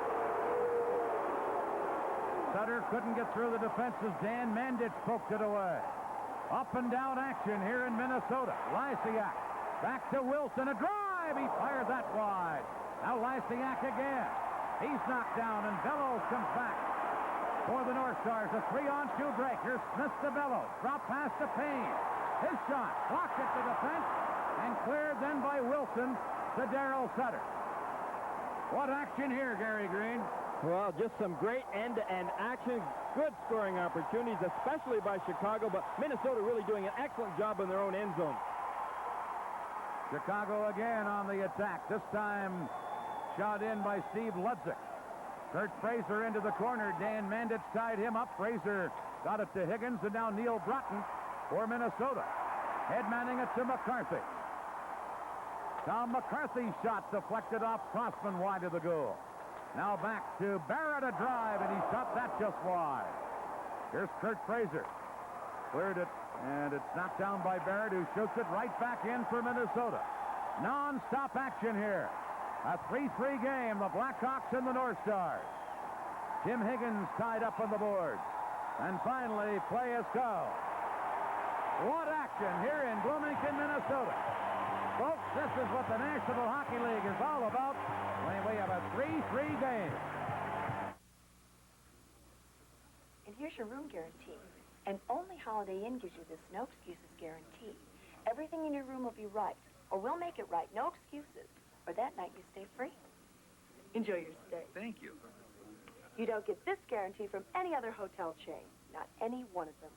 And this guarantee comes from every one of us at Holiday Inn to you, because we want to take care of you.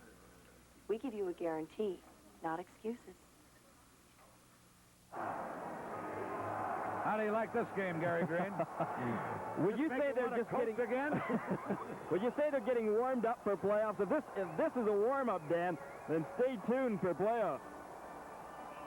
And we will have all the Stanley Cup playoff action here on the USA Cable Network. And if this is any indication, you better brew a large pot of coffee. There could be some long nights in this building. Nice. Here is Jordy Douglas for Minnesota with a shot. Now Feimster jamming up in the corner with ease.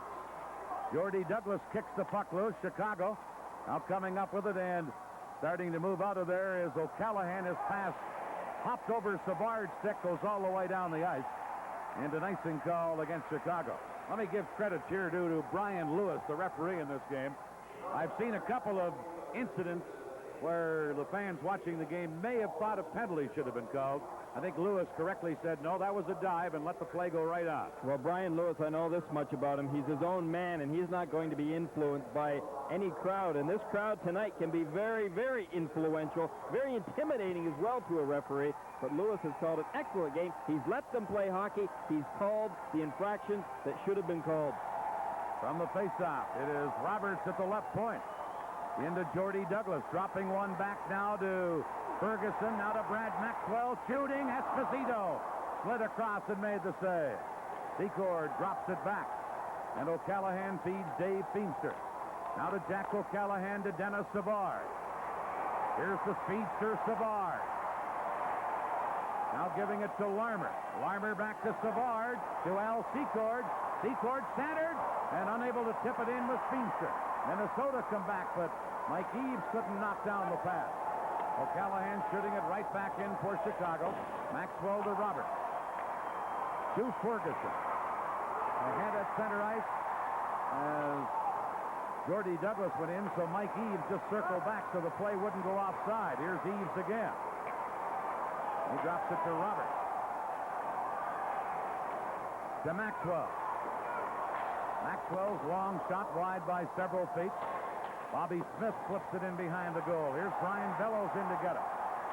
Bellows shot it back to the goal. O'Callahan intercepting that.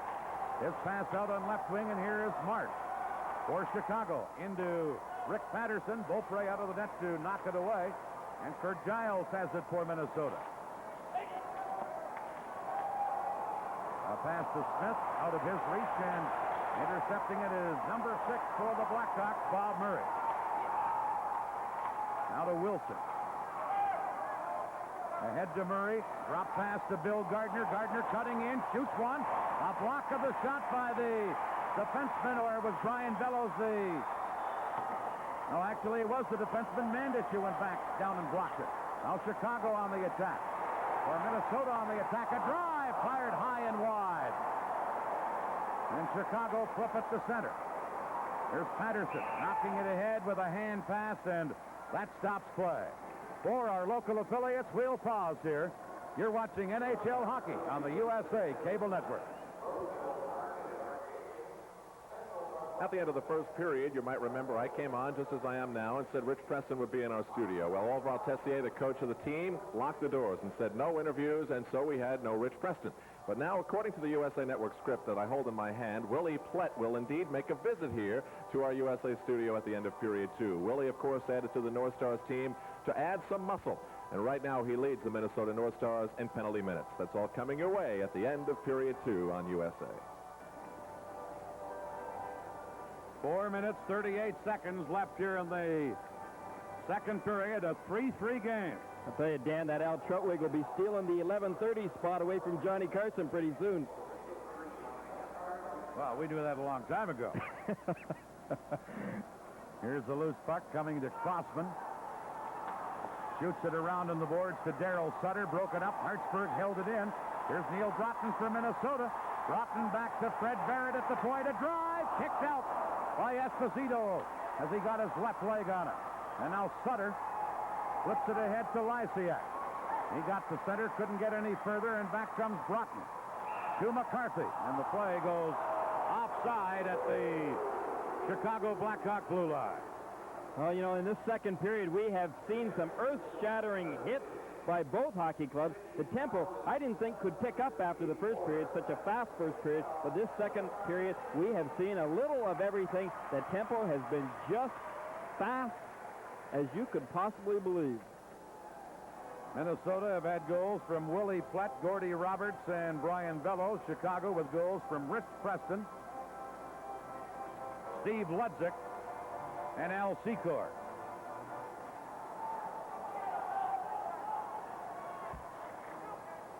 Puck is shot in. Here is a chance for the Blackhawks of lead pass to Savard, who breaks away. Savard shooting off the goalpost with that shot.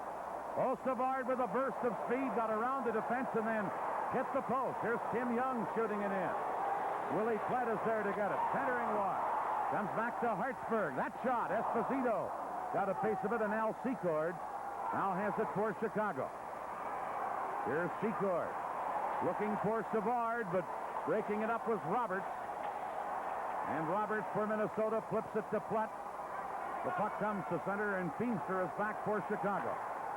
Jack O'Callahan to Al Secord. Secord firing a long one in. Beaupre sets it up for Hartsburg. Greg Hartsburg back to Roberts, ahead on left wing to Priest. He flips it ahead, and Bellows races in after it. Brian Bellows centers it back to Payne. Steve Payne in front to Bellows. Back to the point. Here's Roberts shooting, and Esposito just got a piece of that one with his left leg. And then Fraser cleared it away. This is Roberts. His pass to Maxwell, ahead to Smith. Bobby Smith leads the Minnesota 3-on-2 break. This shot deflected off Murray, and then Murray cleared it right over the glass and into the crowd. Anybody's game here in Minnesota. The Blackhawks 3, the North Stars 3. You don't have to put up with hotel excuses like the maid, the TV man, or the plumber is gone for the day. Because Holiday Inn gives you this no excuses guarantee. Everything in your room will be right, or we'll make it right. No excuses. Or that night, you stay free. You don't get this guarantee from any other hotel chain.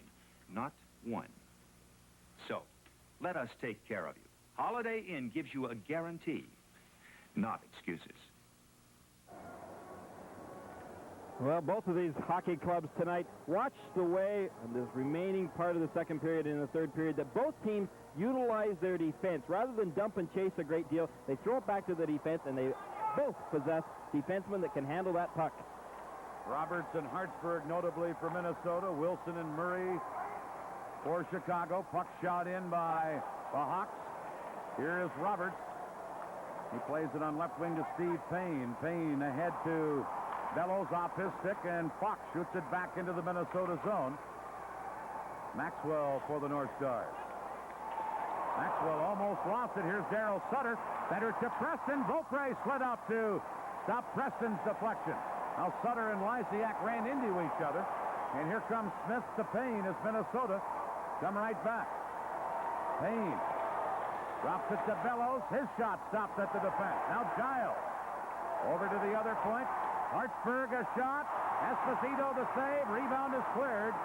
And Crossman has it for Chicago. Doug Crossman to Lysiak. He flips it in. Sutter with the loose puck. Checked in the play, and Giles now cleared at the center, and Rich Preston and Craig Hartsberger in a scrap.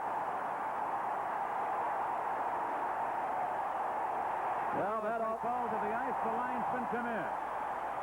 That all stemmed from right in front of the net, and both goaltenders have had a lot of action there this period. But Beaupre, I believe Preston was trying to set up a possible screen, knowing full well that his team was trying to get that puck back to the defenseman to blast away. Craig Hartsburg obviously took offense to it, and as a result, the gloves dropped. Round one. So they are separated. Preston and Hartsburg, two players who stick pretty much to hockey, but this time the emotions took over the best of both of them. Well, right in the center of our screen there, we can see how it started, and again, Preston was in front. Hartsburg actually gave him a little extra push right into the goal crease area, but it didn't take long for both of them to drop their gloves. Dan, we're still keeping track of two games. First of all, in Toronto, the Edmonton Oilers now lead the Maple Leafs 2-1. That in the second period. And meanwhile, at the Meadowlands in New Jersey, in the third period, the New Jersey Devils have extended their lead over the Rangers. They now lead it 4-2. And here we are going to get 5-minute major penalties for fighting. To Rich Preston and Craig Hartsburg, coincidental majors, for that scrap off to the side of the Minnesota goal. There's Brian Lewis explaining it to the Blackhawks. We have a complete sellout here, by the way, tonight, 15,784. They have them standing in the aisles in Minnesota. Well, they're being treated to an excellent hockey game, as are all of you viewers at home. We have certainly enjoyed it because, as I indicated earlier, we're seeing a little of everything tonight. And The speed of this game is, again, I've got to really indicate the fact that the tempo of tonight's game has really been something. The question will be is whether these two clubs can continue this tempo in the third period. Really has been some speed up and down from both sides. Shots on goal in this period favor Minnesota. They've had 11. Chicago has had 8. In the game, the shots favor the North Stars 24-20. Not much to choose between these two clubs, is there? No, there isn't. Here's Barrett for Minnesota to Giles. Giles with a lead pass to Mike Eaves. He couldn't catch up with it. Eaves digging in, trying to drop it back. Secord knocked it down, shot at the center, and Fred Barrett gives it to Giles, back to Barrett. Number 3, Fred Barrett, dumping it in, and Secord is back to get it, giving it to Doug Wilson. Wilson, number 24, the Norris Trophy winner a year ago, to Dennis Savard. A minute left in the period. Savard to Secord. Big save by Beaupre as he stops Secord off the left wing. Back comes George Ferguson.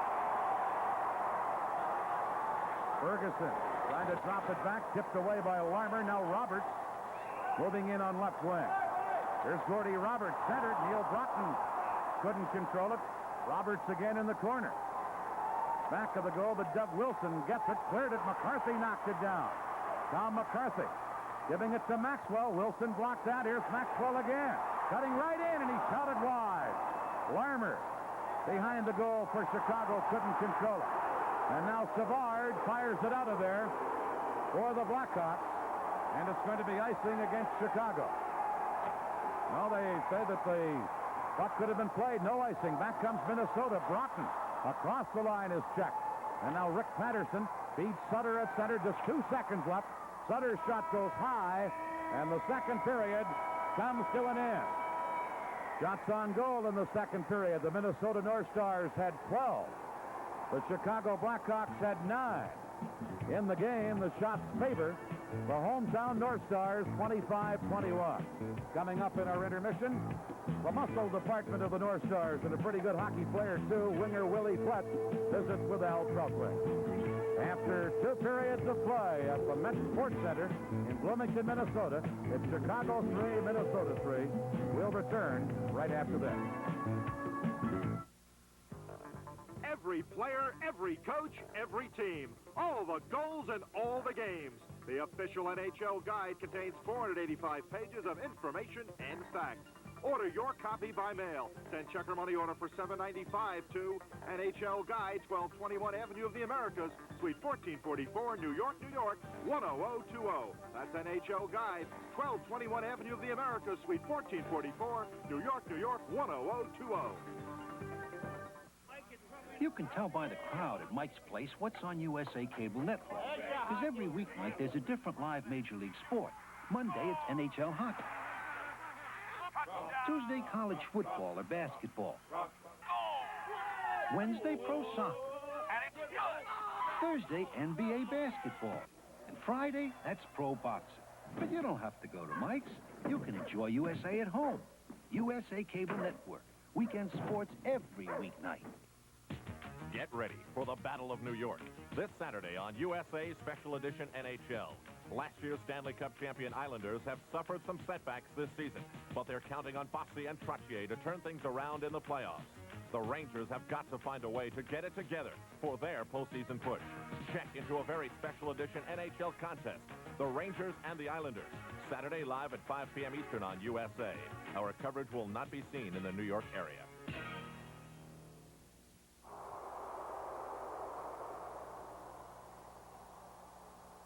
We're back at the Met Center in Bloomington, Minnesota. After 2 periods of play, the Chicago Blackhawks and Minnesota North Stars still can't decide who's going to win this game.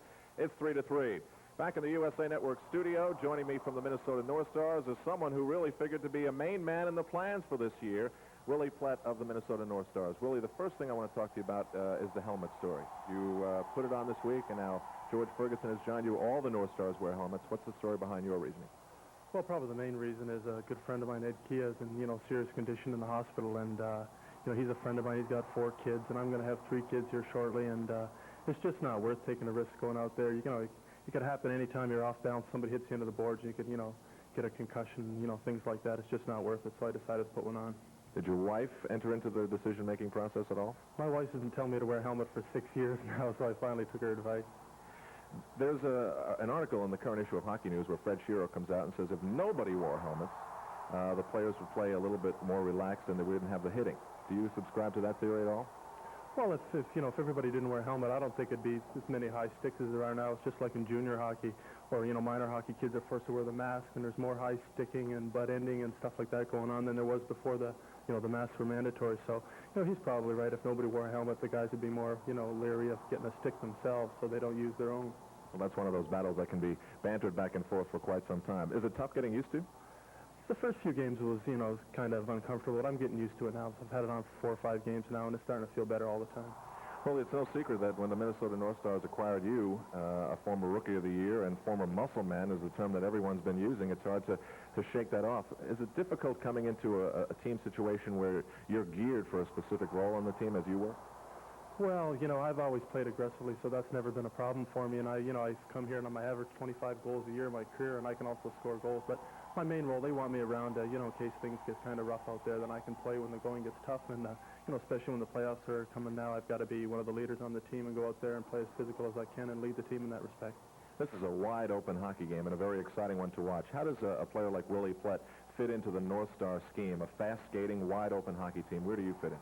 Well, my role is probably just as, if we dump the puck in, I go in there and forecheck and try to hit as many defensemen and many players as I can, just to stir things up. And, when the playoffs come, that's the type of hockey that's played. You just shoot it in and go chase them and make them cough up the puck and see if you can score a goal.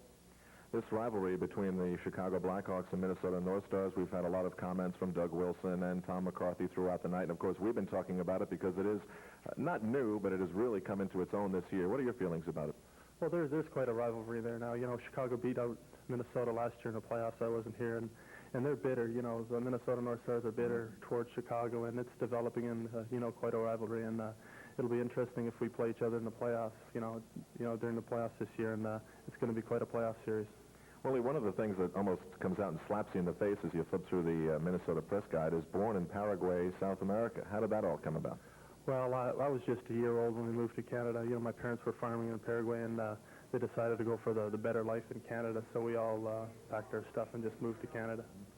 And you grew up in Canada, and that's where you learned how to play hockey? Yeah, I grew up in a little town called Niagara-on-the-Lake. It's just across the border from Buffalo, and that's where I played my minor hockey, and I played my junior hockey in St. Catharines, just a neighboring little town, and 1 year in Tulsa, and a couple years in Atlanta, a couple years in Calgary, and here I am in Minnesota. Now, you mentioned before your scoring statistics where you had been, accustomed to scoring X number of goals a year. Tonight you scored your 24th, I believe. Is it difficult adjusting yourself to scoring less goals and fitting into a team concept more? Well, for me, it's, I need to score goals to, get my confidence. I've always, scored a good number of goals, and if I don't score goals, I get frustrated and I lose my confidence and I don't play very well. So I've just got to keep on doing. If I score goals, I usually play more aggressive, too, because it just gives me confidence. And I play a far better game if I'm scoring and hitting and doing all that. Everything usually falls into place. Any thoughts about what may happen in the third period? It seems whichever team gets the penalty at the right time might be able to win this game. Well, exactly. We're going to have to stay away from, any penalties. And I don't think you'll see anything different than you saw the first 2 periods. It'll be the same type of game. We might have to tighten up a bit. They had a few too many 3-on-2s and 3-on-1s and things like that. So we're going to have to tighten up a bit in the third period.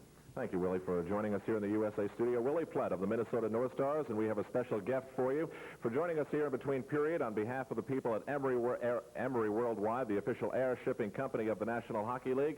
They'd like you to have this beautiful worldwide clock. It all comes to you from the people at Emery Worldwide, who hopes that it will serve as a timely reminder of tonight's game. We're in between periods 2 and 3 with the score tied at 3. We're going to take a look at another Chicago Blackhawks record, the most penalty minutes in a season, 303.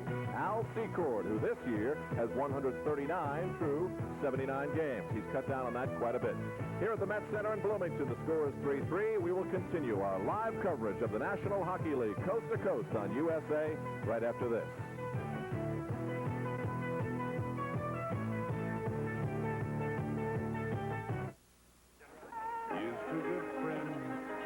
Hey, chicken and ribs? Chicken and ribs. Check. Steak? Check. Chili? Homemade chili. Good work. Hey, wait a minute. What did you bring besides your list? Just a little something I threw together. I should have known. When you want the taste of a truly great beer, tonight, let it be lowbrow. Okay, everybody, let's go win this one.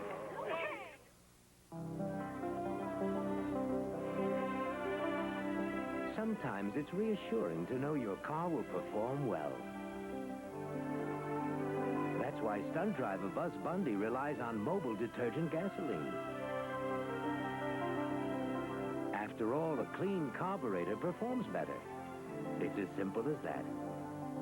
Mobile detergent gasoline. For your everyday driving needs. Time is running out, so drop everything. And hurry on down to Toyota's Drop Everything sales event. Wherever you see this sign, Toyota dealers are trying to sell 60,000 cars and trucks. But time is getting short, so you can imagine the sort of deals he has in mind. So drop everything. And come on down. Corollas and Tercels are at last summer's sticker price. Special truck incentives from Toyota to dealers could save you big money. It's Toyota's big Drop Everything sales event, so drop everything and come on down. You know, for my money, every pair of slacks ought to be this comfortable. These are Levi's Action slacks. I own 4 pair now, and I'm convinced they may be the most comfortable slacks a man can wear. First, they have a hidden stretch waistband. It's a great invention. Second, the fabric gives for even more comfort. And now Levi's Action slacks have stayed pressed. A washable permanent press that really stays pressed. You try them.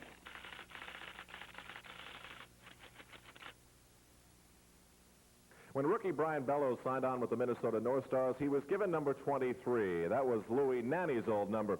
And when asked why, Louis Nanne said, well, I didn't score many goals, so there are a lot of goals left in that number 23. Louis Nanne talks with Bobby Orr on Hockey Legends tonight. Welcome to Hockey Legends. You might not recognize me. I'm Lou Nanne. Gordie Howe, Bobby Hull, John Beliveau, Phil Esposito, Stan Mikita. What am I doing here? They became legends by going around me. Tonight, from Jamaica, the legend of Lou Nanne. Bobby Orr's The Hockey Legends is brought to you by Owens Corning Fiberglass. Put your house in the pink with Owens Corning Pink Fiberglass Insulation. Does your house have enough insulation? Good. Have you seen what's happened to fuel costs lately? To fight back, get up in your attic and add an extra layer of Owens Corning fiberglass insulation. Don't wait. Put your house in the pink. With Owens Corning fiberglass insulation today, it's cheaper than you know what.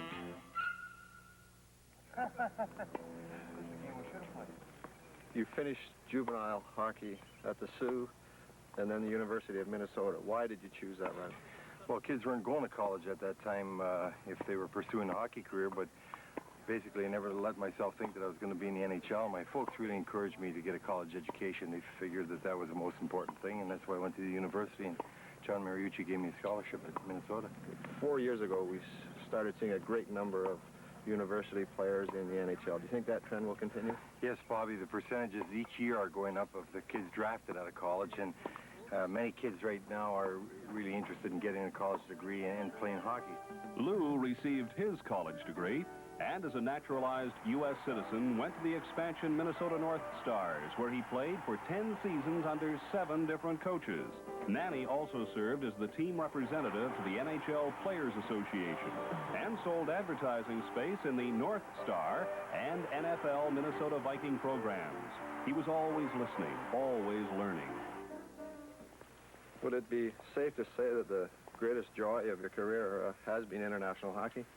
Oh, probably until the finals this year, the Cup, but 68 Olympics was a big thrill. I can remember vividly getting beaten by the Russians 11-0 the week before. We had played them and held them to 1-goal loss, and also against Canada in the Olympics, 3-2 we lose. I had the puck all alone in front of the net, and Broderick stopped me with 15 seconds to go. You were a big scorer, Lou. And in '81, you were the general manager for Team USA in the Canada Cup. That's right, Bobby, and that team was, I think, the finest collection of hockey players the United States have ever put forth, and it just goes to show you how much progress they've made fundamentally. They skate exceptionally well, pass the puck very well. The only thing the U.S. is lacking right now is a big goal scorer, someone like a Bossy. Does your house have enough insulation? Good. Have you seen what's happened to fuel costs lately? To fight back, get up in your attic and add an extra layer of Owens Corning fiberglass insulation. Don't wait. Put your house in the pink. With Owens Corning fiberglass insulation today, it's cheaper than you know what. I was very, very impressed with your 81 team. Were you at all surprised by their performance? No, Bob. Actually, we only lost to two teams, Canada and Russia, and we gave them good games. And we felt going in that we had a chance to be as good as anybody. That just shows how much those kids have really come along in the last 5 years. In '68, your first contract with the Minnesota North Stars was very unique. Tell us a little about it. Well, Bobby, I was coming out of the business world, and they didn't know whether or not I'd play or how long I'd play, and I wanted a great deal of money, and in order to get it, I had to do other things. So I signed a personal service contract. Do you think this helped you become a complete general manager? Definitely. I think that a manager has to know marketing. He has to know public relations work. He has to be involved in all phases if you're going to be successful, because we are in the entertainment business, and we've got a product to sell. And it gives you an idea of how the other departments really work. Do you make more money being a general manager? Yes, I didn't make very much as a player. You were getting it all. At the end of his playing career, Lou was providing vital leadership to the younger North Stars, a talent that Minnesota management hoped could be continued in a promotion to the front office. When the announcement came, it came quickly. In 24 hours, you went from player to general manager and coach. You obviously had a game plan when you took over the team. What was that plan? Well, I figured that we had to build quickly by the draft. I was hoping that we'd end up with the first pick. We were in last when I took over, and we did. And I thought that we had to improve our defense and our goaltending.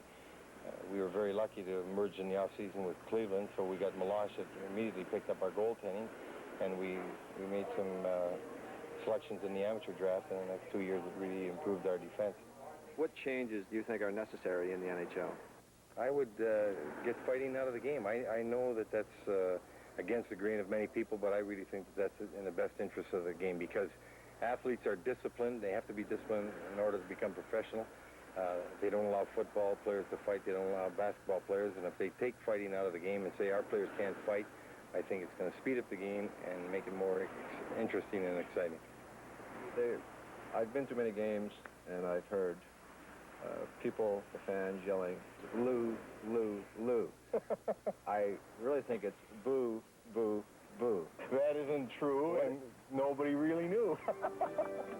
The Minnesota North Stars won't win the Stanley Cup this year, but it may not be too long before they do.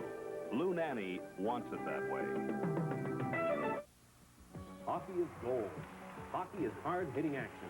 Hockey is entertainment. Hockey is the Hockey News. The Hockey News keeps you informed of hockey happenings from Minnesota to Moscow, from the Canadiens in Montreal to the Checkers in Indianapolis. The Hockey News is Nanne and the North Stars, Bowman in Buffalo, high school stars and hockey's highest-paid players. The Hockey News, player profiles, behind-the-scenes insights, in-depth reporting of the world's fastest sport. Weekly throughout the regular and playoff schedule. Monthly during the off-season. The Hockey News, 37 times a year with top-notch columnists, reporters, and statisticians. The Bible of hockey keeps you up to date in the hockey world. Subscribe now and receive 37 issues for just $18.95. Only 51 cents an issue. A saving of over $27 off the newsstand price. Call our toll-free number, 1-800-453-9000, and subscribe now. After 2 periods of play in Bloomington, Minnesota, it's the Minnesota North Stars 3, the Chicago Blackhawks 3.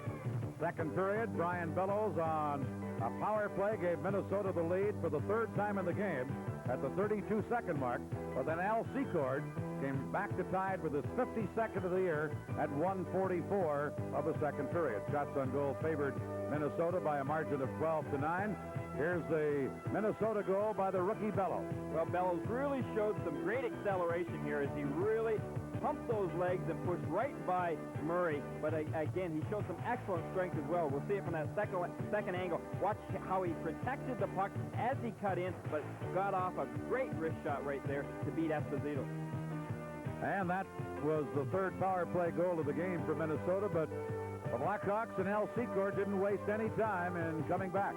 Well, Crossman really fed Secord with an excellent pass, and again, I think the key on this is Secord's great, acceleration as well, Dan, because he really kind of gave it that extra little reach and was able to secure that puck. And I think that really threw Beaupre off. He was looking for Secord, I think, to lose possession of the puck, and he was leaning to one side, but instead he put it right through Beaupre's legs. How has Secord all of a sudden developed into such a great goal scorer? Well, you may stump me on that one, but I think Savard has something to do with that. That line really clicks well. That's not taking anything away from Al Secord, because he has got great strength, he's got great determination, and he's got a great set of wrists on him, Dan, and that means an awful lot, especially in the shooting department. But he's worked hard every single summer. He said after he had a big year last year, he wasn't going to take it easy. He was going to go back and work that much harder in the off-season to have a better year, and a better year he's had.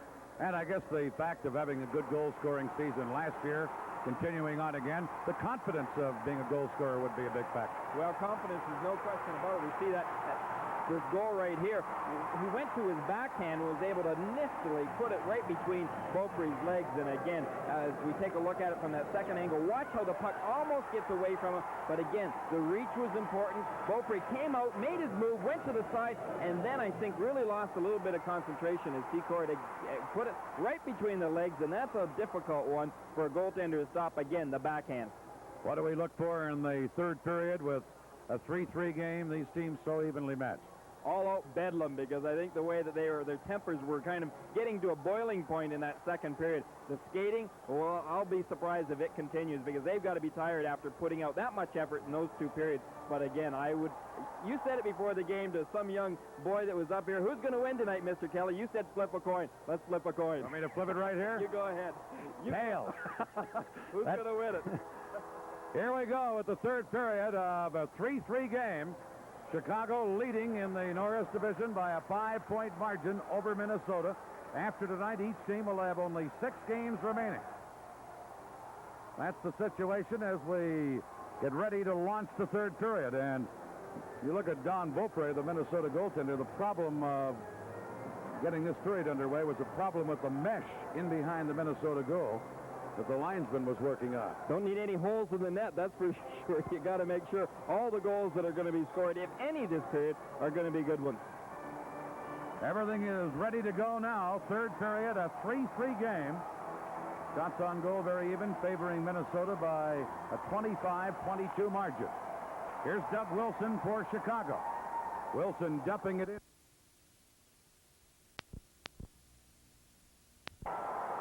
Ahead to Bello.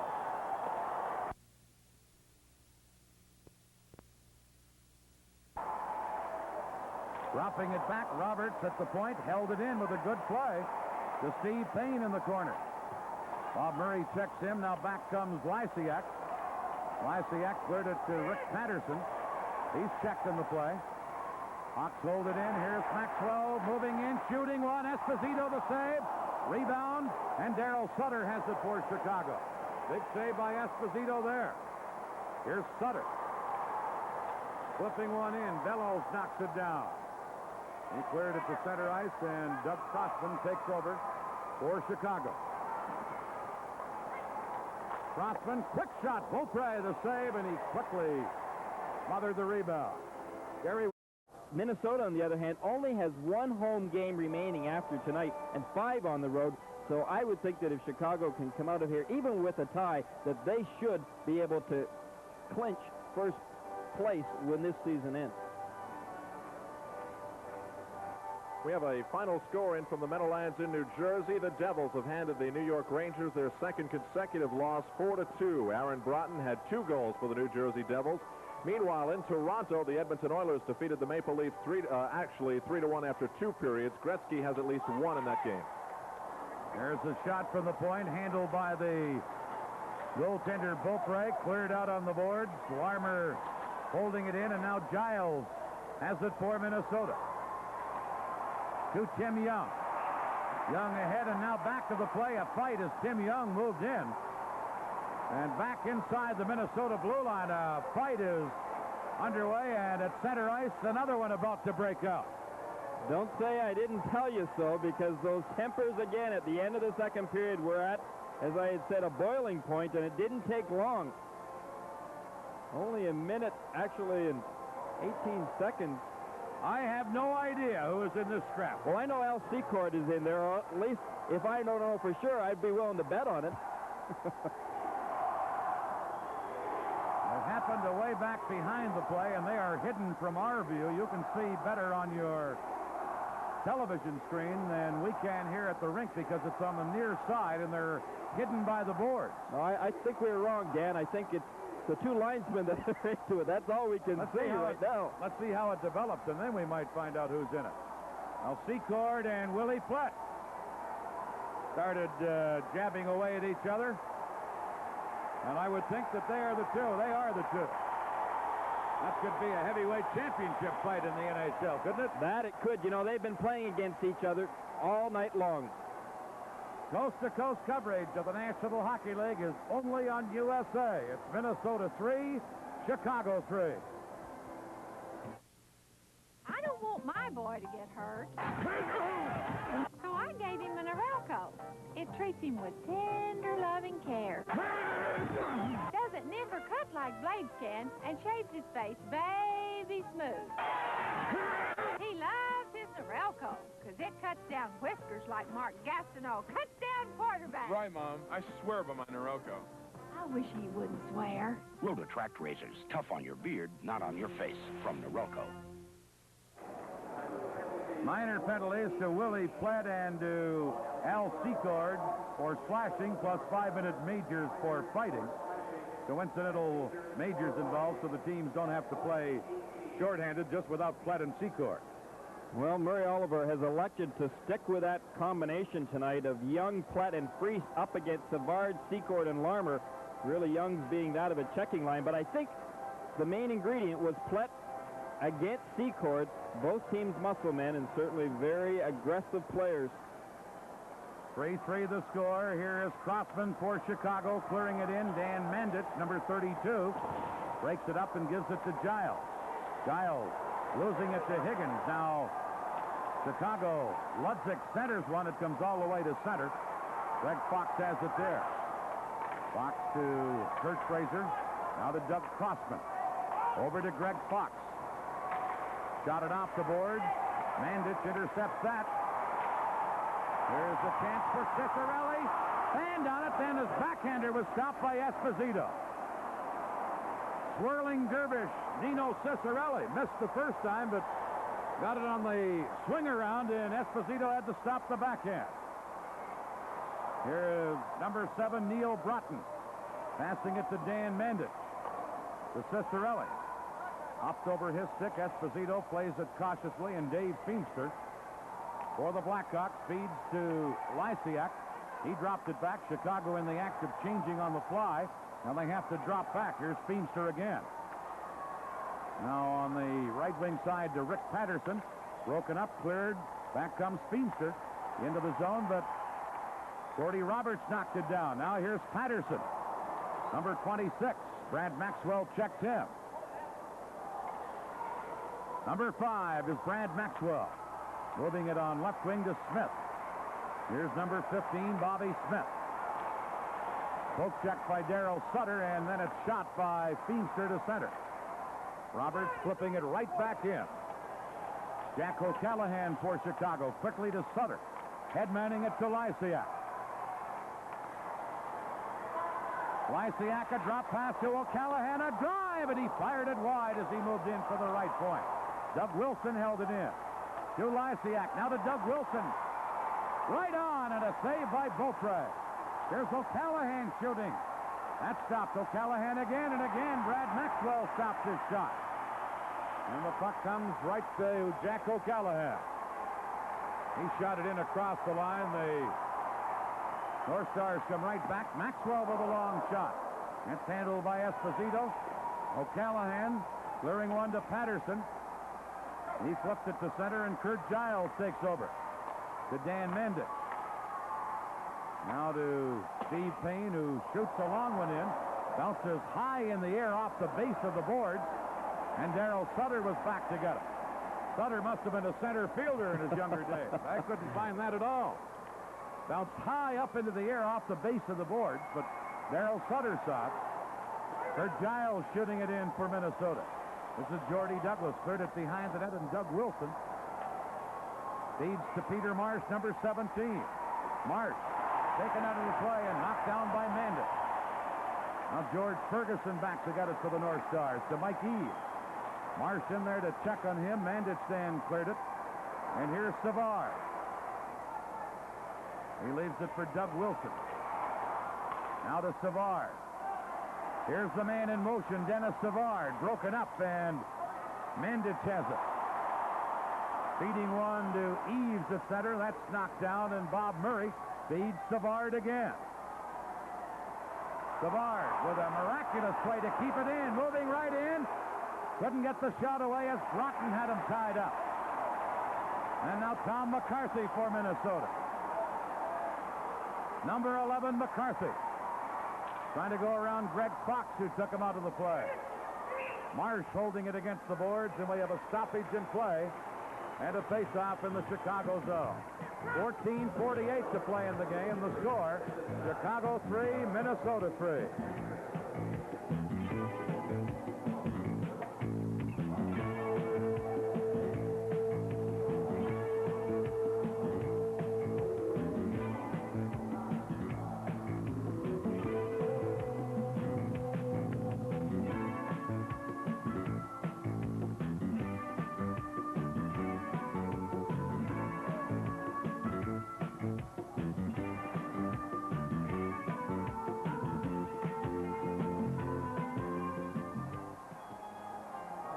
Face-off coming up in the Chicago zone. Still a 3-3 game. The Blackhawks and the North Stars. Quick shot from the face-off, and Cicerelli is stopped by Esposito. Well, the young sharpshooter was stopped by the veteran goaltender. And another face-off. Well, that's a couple of times in the last few minutes that Dino Cicerelli has been foiled, really, by Tony O. Right off the face-off here. Watch that loose puck. Cicerelli, great eyes on him. He was able to spot that loose puck right in the amongst all those legs and get off a good hard shot. But Tony O also had his eye on that puck. Now McCarthy and Tim Higgins on this face-off. McCarthy gets the draw. Cicerelli cleared it behind the goal to Broughton, but Crossman flipped it quickly out on the wing. And Chicago's Ludzik got it to center. The North Stars have it again. Here's number 11, McCarthy. Dumps it in. This is Crossman, number 23. Now to Steve Ludzik. Ludzik couldn't get around Roberts. And then the play is called on an offside at the Minnesota blue line. Now we have Higgins and Cicerelli getting their sticks up. Well, it may be a long third period yet, because with a tie hockey game, I think we've got a lot of feuds going out on the ice. We're going to have penalties against both teams. Kurt Fraser is the Chicago man being sent to the penalty box, and Cicerelli will be the Minnesota penalized player. You know, Murray Oliver is stuck with his matchups thus far tonight. Broughton, McCarthy, and Cicerelli. He has consistently put out against Ludzik, Fraser, and Higgins. I think thinking that he would get the edge scoring-wise on that line, but thus far Ludzik, Fraser, and Higgins have done a pretty good job, especially aggressively. Ludzik, Fraser, been able to throw their body around, contain Broughton, McCarthy, and Cicerelli. I think better than probably Murray Oliver expected that they would. Meanwhile, a couple of times, didn't Oliver change the checking line he had out against Savard and Secord and Larmer? Well, a couple of times he's thrown some alterations in, but it's difficult to tell at times, Dan, as to whether or not certain players are tired. We're going to take a look at that last opportunity here by Chicago. Well, there you see the play behind Fraser and Cicerelli. That's how they got penalties.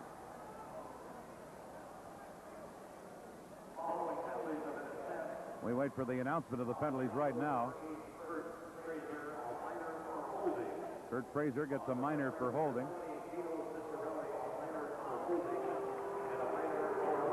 And just Dino Cicerelli gets a double minor, a minor for holding plus another minor for roughing. So when Fraser comes back on, then Minnesota will have the man advantage, barring further penalties. The time of the penalties here, 5:44 of the third period. Well, you know, in this game so far, you would think that Chicago perhaps should have the edge if there's going to be an end result, because 3 times in this game so far, they have been behind and have come back, much to the dismay of this Minnesota crowd. And as I mentioned, Chicago can come out of here with a tie and still be in first place by 5 points. Minnesota really, with the pressure on them, they have to win. No question. This game is a must to them. They know it. Also for the morale of their hockey club, just going on the road. If they could win this game tonight, I'll tell you, with those 5 remaining road games may be somewhat of a surprise to them. They've got some tough ones ahead of them. Meanwhile, these two teams have one more meeting with each other. That coming up in Chicago Stadium. You get a chance to see that. Do so. Here's McCarthy shooting it in. Fox back to pick it up. Number 2 cleared it on the boards to Bill Gardner. Gardner now headmanning it to Rick Patterson, but Greg Hartsburg comes back to intercept.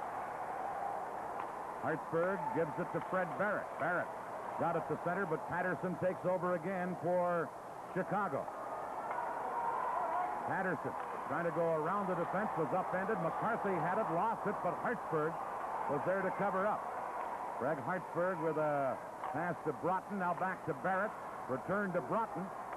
Here's Hartsburg to Fred Barrett. Into Payne, but Fox was there to knock it away. Now Barrett for Minnesota.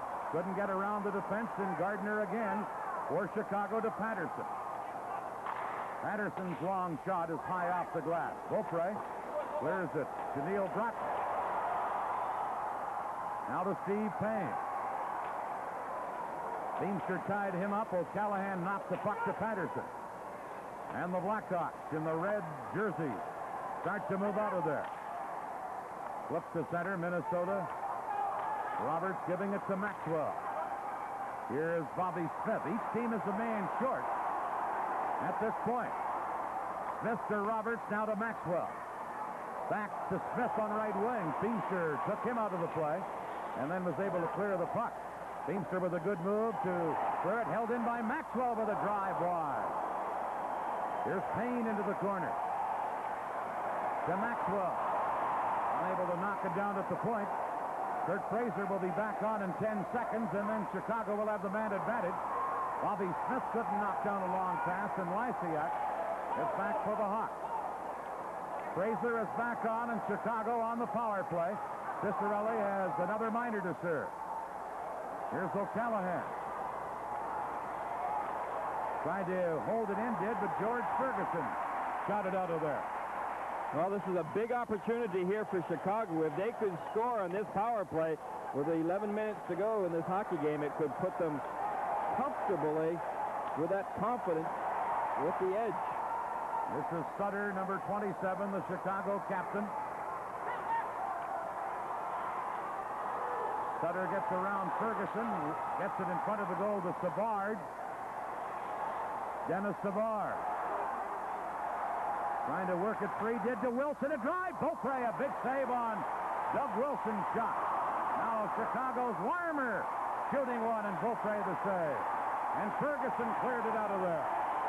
Gordy Roberts doing an excellent job there.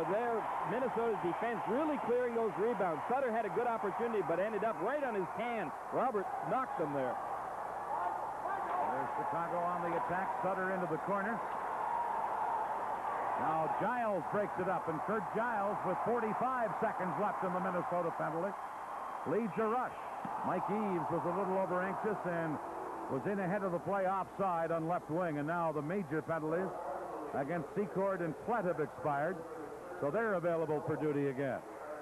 Interesting, Dan. We were talking about the remaining schedule of these hockey clubs. Any other year or in a situation, you would think with teams like St. Louis, Detroit, Vancouver, those are really big games for both of these clubs, because all of those hockey clubs, Detroit, Toronto, L.A., St. Louis, all fighting for existence past April the 3rd for playoffs, and so those games will probably, for both of these hockey clubs, be even tougher than those of facing the Philadelphias and the Bostons and the Montreals.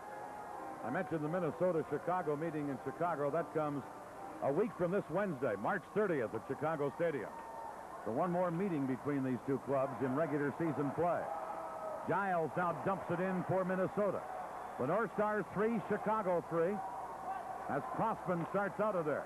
Tom Lysiak. Chicago still on the power play. Lysiak across the line. Broken up and cleared back by Minnesota. And Wilson has to go back and get it again. Wilson to Lysiak. Now to Rich Preston.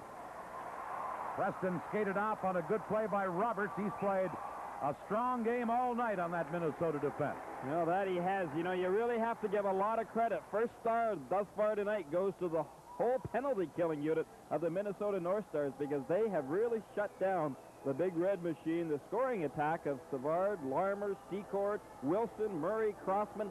Those 6 particular players tonight have really been frustrated somewhat on the power play. Meanwhile, Minnesota has scored 3 power play goals for 88 on the season. The Hawks have been blank with the man advantage. Puck shot in. Here's Kurt Fraser clearing one behind the net. Now Cicerelli is back on, so more great penalty killing by Minnesota. Now a pile up on the boards. Kurt Fraser kicks it loose. Fraser and Neil Broughton fight for it. Here's Higgins. Tried to drop it back. McCarthy intercepts, gives it to Cicerelli, back to McCarthy. Tom McCarthy trying to flip it through, does get it into the corner. Fell, but cleared it behind the goal. Beamster checked by Cicerelli. Cicerelli out to McCarthy to Broughton. His shot went off a stick and over the glass and into the crowd. For our local affiliates, we'll pause right here.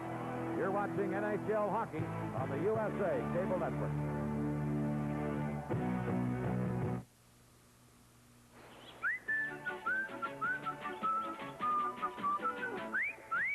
Fresh and clean as a whistle. That's Irish Spring. Fresh and clean as a whistle. Because Irish Spring's green and white stripes have 2 freshening deodorants.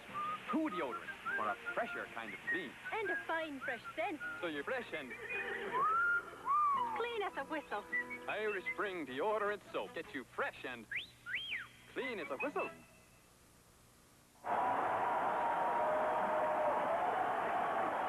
Face-off coming up as Dennis Savard does a taping job on his stick.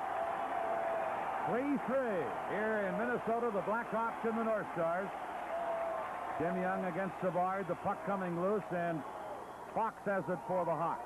Greg Fox, number 2. Was poke check, but gets the puck back again. Fox to Secord, ahead to Savard. Got it to the line, but Ron Priest, number 31 for Minnesota, flipped it into the center ice area. That's knocked down, and circling back is Maxwell. Over on left wing, now here's Tim Young. Taking Roberts' pass, dropped it, Klett didn't expect it, and Savard comes right back. Dennis Savard into Fox. He tried to flip it in front, it went off Roberts and went over the glass and into the crowd, and the faceoff will be just inside the Minnesota blue line. I don't think Willie Plett was expecting that drop pass the least bit. He knows that his job is really to head for that net. Drop passes aren't a big part of Willie's game. But boy, I'll tell you, when it comes to the work in the corners and in front of that net, well, ask any defenseman in the National Hockey League what it's like to have Plett to handle in front of that crease area. They have Plett and Secord on the ice head-on against each other. It could be a collision. What's that old song, when an irresistible object meets an immovable force? Loose puck cleared by Fox. Giles comes up with it to Young. Now to Ron Priest, who shoots it in for Minnesota. Fox is back to get it, gives it to Savard. Dennis Savard taken out of the play nicely by Dan Mandich, and now Kurt Giles feeds it to number 31, Priest. Pass to Plett, nowhere near him, and Fox breaks it up. Now Secord clearing it over to Crossman, ahead to Steve Larmer. Larmer bumped at center ice on a check by Mandich, cleared it in anyway. Beaupre sets it up for Giles. Minnesota on the attack is Young, number 17. Flips it in. Here's the pass to Hartsburg. Greg Hartsburg trying to work it in front. Hartsburg does. Big pile up, and the puck went right through the goal crease. Here comes Lysiak for Chicago.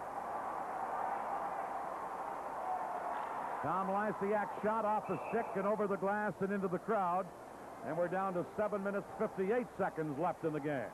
You know, an important matchup tonight also has been not only against Savard's line, which they have had Smith out against, but every time it seems that Oliver has elected to keep Mandich and Giles out there against Savard. And, you know, Dan Mandich has done an excellent job against Savard on one-on-one situations. And Savard may be one of the trickiest guys in the league with such a great acceleration. Here's Bob Murray, a shot that's high off the glass. Now Sutter for Chicago. Cleared it into the corner. Smith coming up with it. Winding it over to Steve Payne. His quick pass to Barrett. Now to Brian Bellows. Bellows with a bouncer. Esposito cleared it. Here's Bobby Smith centering it. Right through the goal crease it went. Now Lysiak for Chicago. Held in by Payne, and Wilson blocked his shot. Here's Doug Wilson. Kicks the puck ahead to Preston, who got it near the Minnesota line. Fred Barrett has it there. Back to Payne, and Rich Preston, showing his checking ability, ties the two North Stars up and forces a face-off at the Minnesota blue line. We're live at the Met Sports Center in Bloomington, Minnesota. The game tied 3-3. We'll be right back. Run with some of the league's finest talent in a doubleheader on the next edition of USA's Thursday Night NBA. First, Greg Ballard, Jeff Rulin, and the Washington Bullets try to shoot down dazzling Reggie Theus and the Chicago Bulls. Then it's on to Portland, where triple threat Paxson, Nat, and Michael Thompson battle the Houston Rockets. Jump into a live doubleheader on Thursday Night NBA, beginning at 8 p.m. Eastern on USA. May not be seen in some areas. 7 minutes, 19 seconds left in this game. Minnesota getting goals from Willie Platt, Gordy Roberts, and Brian Bellows. Chicago goals by Preston, Ludzik, and Secor. Here's Maxwell, headmanning it to Neil Broughton. Broughton, number 7, trying to move in. Broken up by O'Callahan, who cleared it back to the net, and here comes Ludzik for Chicago, number 29, Steve Ludzik. Leaving it for Kurt Fraser. Cicerelli knocked it away. Now McCarthy fires one in. Cicerelli in after it. Esposito out of the net to clear it away, and Jack O'Callahan gives it to Feimster. Ahead to Kurt Fraser. He dumps it in. This is Roberts, number 10, and an icing call against Chicago on the play. You know, I got to comment tonight on the physical play, and, you know, there isn't a player on either team tonight that has taken the easy road in a lot of situations. They really have paid the price, sacrificed the body in a number of situations along the boards, in front of the net, in those corners. Took the hit to make the play, they said. And both clubs tonight, every player on the ice has done that in at least one or two situations.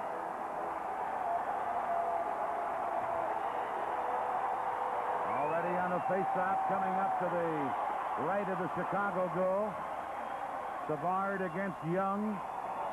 And here is number 23, Doug Crossman, to Dennis Savard. Savard to center ice. Fires it into the Minnesota zone. Minnesota's Mandich back to get it. Now the North Stars' Willie Platt got it to the line. Now Secord fights off a check from Mandich and cleared it into the corner. Giles goes back to get it. Giles clearing it in behind the goal. Tim Young is there to feed Ron Priest. Held in by Secord. Secord knocked out balance, but here's Savard to Larmer. Big save by Beaupre. Another shot by Larmer. Now to Secord. And sliding out was Ron Priest to block that as the Blackhawks come knocking on the door. And now Al Secord wants to knock somebody's block off. Well, I think Savard was a little perturbed there and took a jab at one of the Minnesota players, but it's all out right now. Secord is definitely getting into it. Steve Larmer and Ron Priest, is it, or is it Mandich?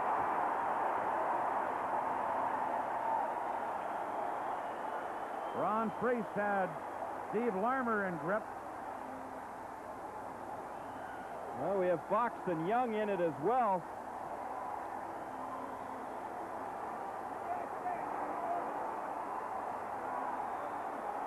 Well, Willie Platt and Al Secord have a hold of each other. There's the standing up. Now Fox and Tim Young want to provide the main event action. Secord and Clutter just standing off to the side, not showing much notion of wanting to throw, but that could break up with a flash of an eye. Well, Savard's right over there with where Fox was anyway, but it seems to have cooled down right now. Only Platt and Secord left holding on to each other. Here come the linesmen to take care of Platt and Secord. I think those two have called the truce. Well, it would only be probably a draw if they went at it anyway, so not much is going to be gained. Right now, though, Chicago could be taking the worst of this because losing Savard, if they lose Savard, Larmer, and Secord, I'll tell you, their scoring punch is drastically hurt. While we figure out the penalties, we'll tell you that it's a 3-3 game between Minnesota and Chicago, and for our local affiliates, we pause here on the USA Cable Network.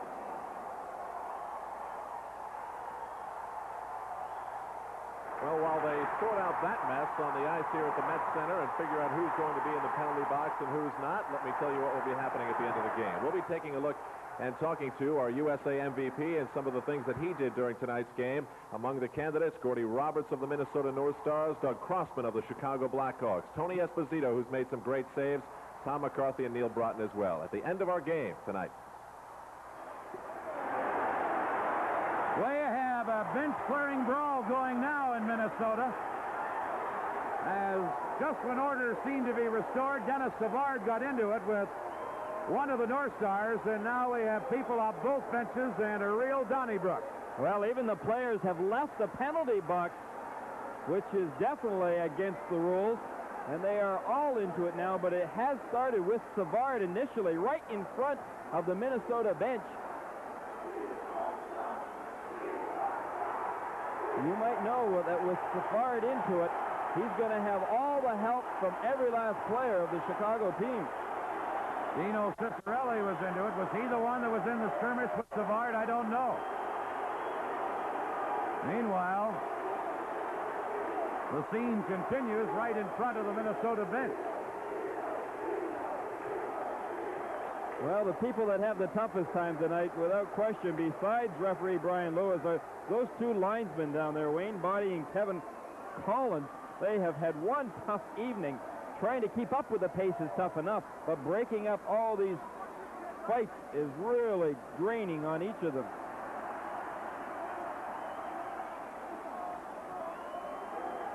Well, players from both teams off their benches and some of the people out of the penalty box. And the pushing and shoving and the punching continue.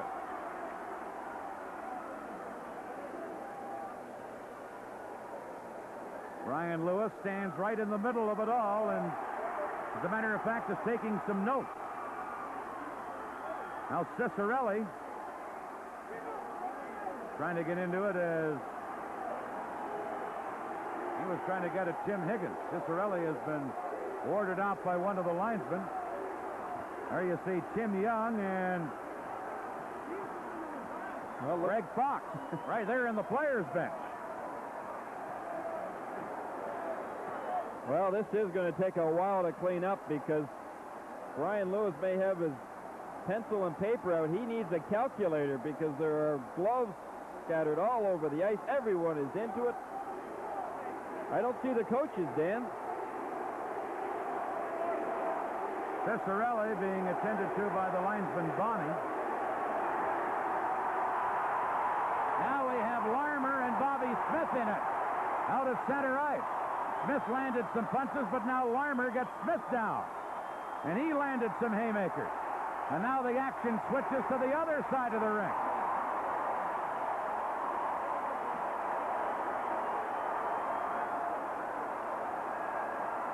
Well, once Greg again, Fox and Ron Priest are the two you see on your screen right now.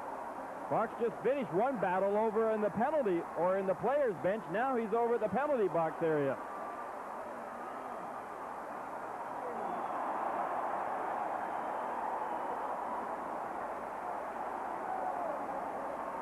So a bench-clearing brawl here in Minnesota. All occurring with 5 minutes, 50 seconds left, and the score tied. Chicago 3 and Minnesota 3. Well, linesman Wayne Bonney definitely trying to keep Cicerelli just out of our screen, out of it. Cicerelli is obviously very worked up. Dino's not a fighter by any means. He's a goal scorer, but something has really gotten him. I would not be surprised, Dan, if it was Cicerelli and Savard that initially got into it right in front of the bench. Those are two very unlikely candidates to be involved in fisticuffs. Secord and Platt on your screen now. They're in at very close quarters. Kevin Collins comes over and says, fellas, you must be tired. Let's break it up. Well, I'll tell you one thing, Dan. They're going at it again, and Cicerelli... Savard and Cicerelli want to have another round.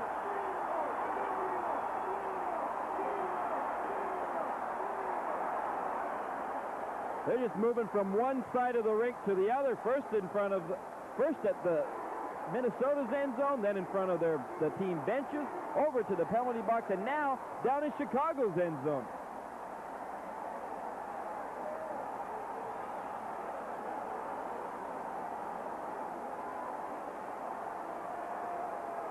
Yeah, I'm just thinking these two teams have to play again on March 30th and maybe in a playoff series somewhere along the line, too. Well, good luck trying to get a ticket for that game in Chicago. Well, Cicerelli seems to be headed for the locker room, and now the attention switches over to Platt and Secord back in that corner.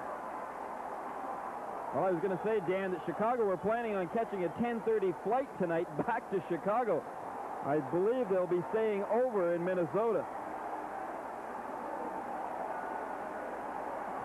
Well, we have Steve Larmer and Bobby Smith tangled up again in behind the net. And you see Murray Oliver standing up on the boards along with the Minnesota training staff. Oh, it's Ludzik now that is having some words with Bobby Smith. Who's going to be left to play hockey? I don't know. The second question will, who will have enough energy left to play hockey in these remaining 5 minutes and 50 seconds, because nothing like a brawl to take everything out of you. Hammering somebody. I'm not sure if it was Platt or not. Matter of fact, they're surrounded by other players, so much so that it's hard to say if it was even Secord. Somebody threw an overhand left, though. I think it's the two that are now grappling around on the ice that got into that last skirmish. How'd you like to be a linesman on a night like tonight? No, thank you. You think those guys have got to be in good shape? I'll tell you. I think that's Al Secord and Dan Mandich who are on the ice. Well, this crowd is chanting Dino, Dino. I don't think they need to give him any more incentive than he's already probably got to get back into things. He and Savard obviously did not like each other this evening, and their tempers have really flared. Tell you, the sad thing about this, there are going to be some suspensions, and this is an interesting hockey game and an interesting battle for first place, and playoffs just around the corner. And you can bet that somebody is going to have the book thrown at them. Well, you can bet that the tape of this game tonight will be in the league office very soon tomorrow.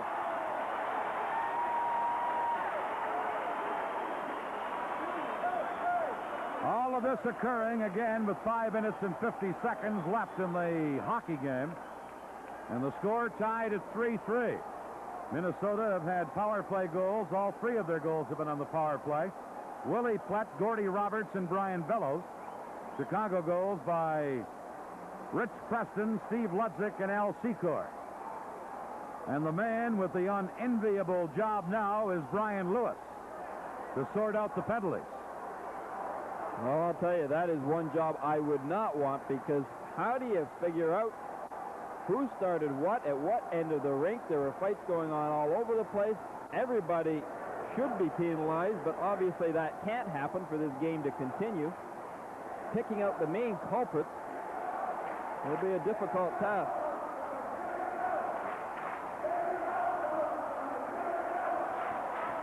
Brian Lewis discussing the situation with representatives from both teams at center ice, Craig Hartsburg and Daryl Sutter, the team captain. He may be just saying, you tell these guys to get lost, and then we'll figure out what's happening. He's obviously going to throw several people out of the game. Don Beaupre and Tony Esposito stayed at their respective ends of the rink and did not participate rather wisely. Well, they have had their hands full as it is tonight. Both goaltenders under a lot of pressure in tonight's hockey game. A lot of good scoring opportunities by both hockey clubs. So there, as you say, there's no sense in the goaltenders getting involved in it.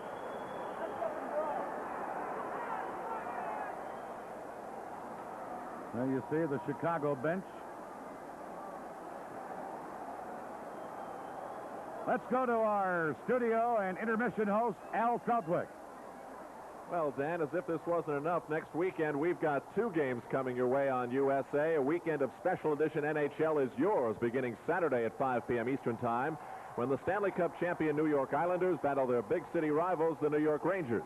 Then on Sunday night at 8:30 Eastern Time, 5:30 on the West Coast, the Rangers will be at Madison Square Garden to take on the playoff-bound Washington Capitals. A Patrick Division weekend as USA Network gets you ready for the playoffs. See it all right here on your network for Stanley Cup playoff excitement, USA.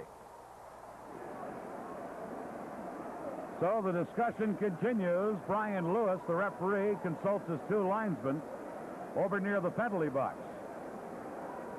Both teams are now at their respective benches, and I would think rather too weary to mount up another assault. Well, those water bottles will be definitely drained on the bench. There's no doubt about that. Again, that takes just an incredible toll on a player's strength. And it's a good thing there's so little time left in this hockey game, but still, 5 minutes and 50 seconds left to go.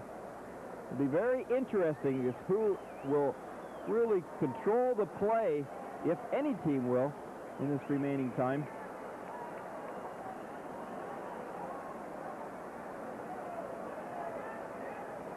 In this game, Minnesota took the lead on a power play goal in the first period at 2:53 by Willie Platt.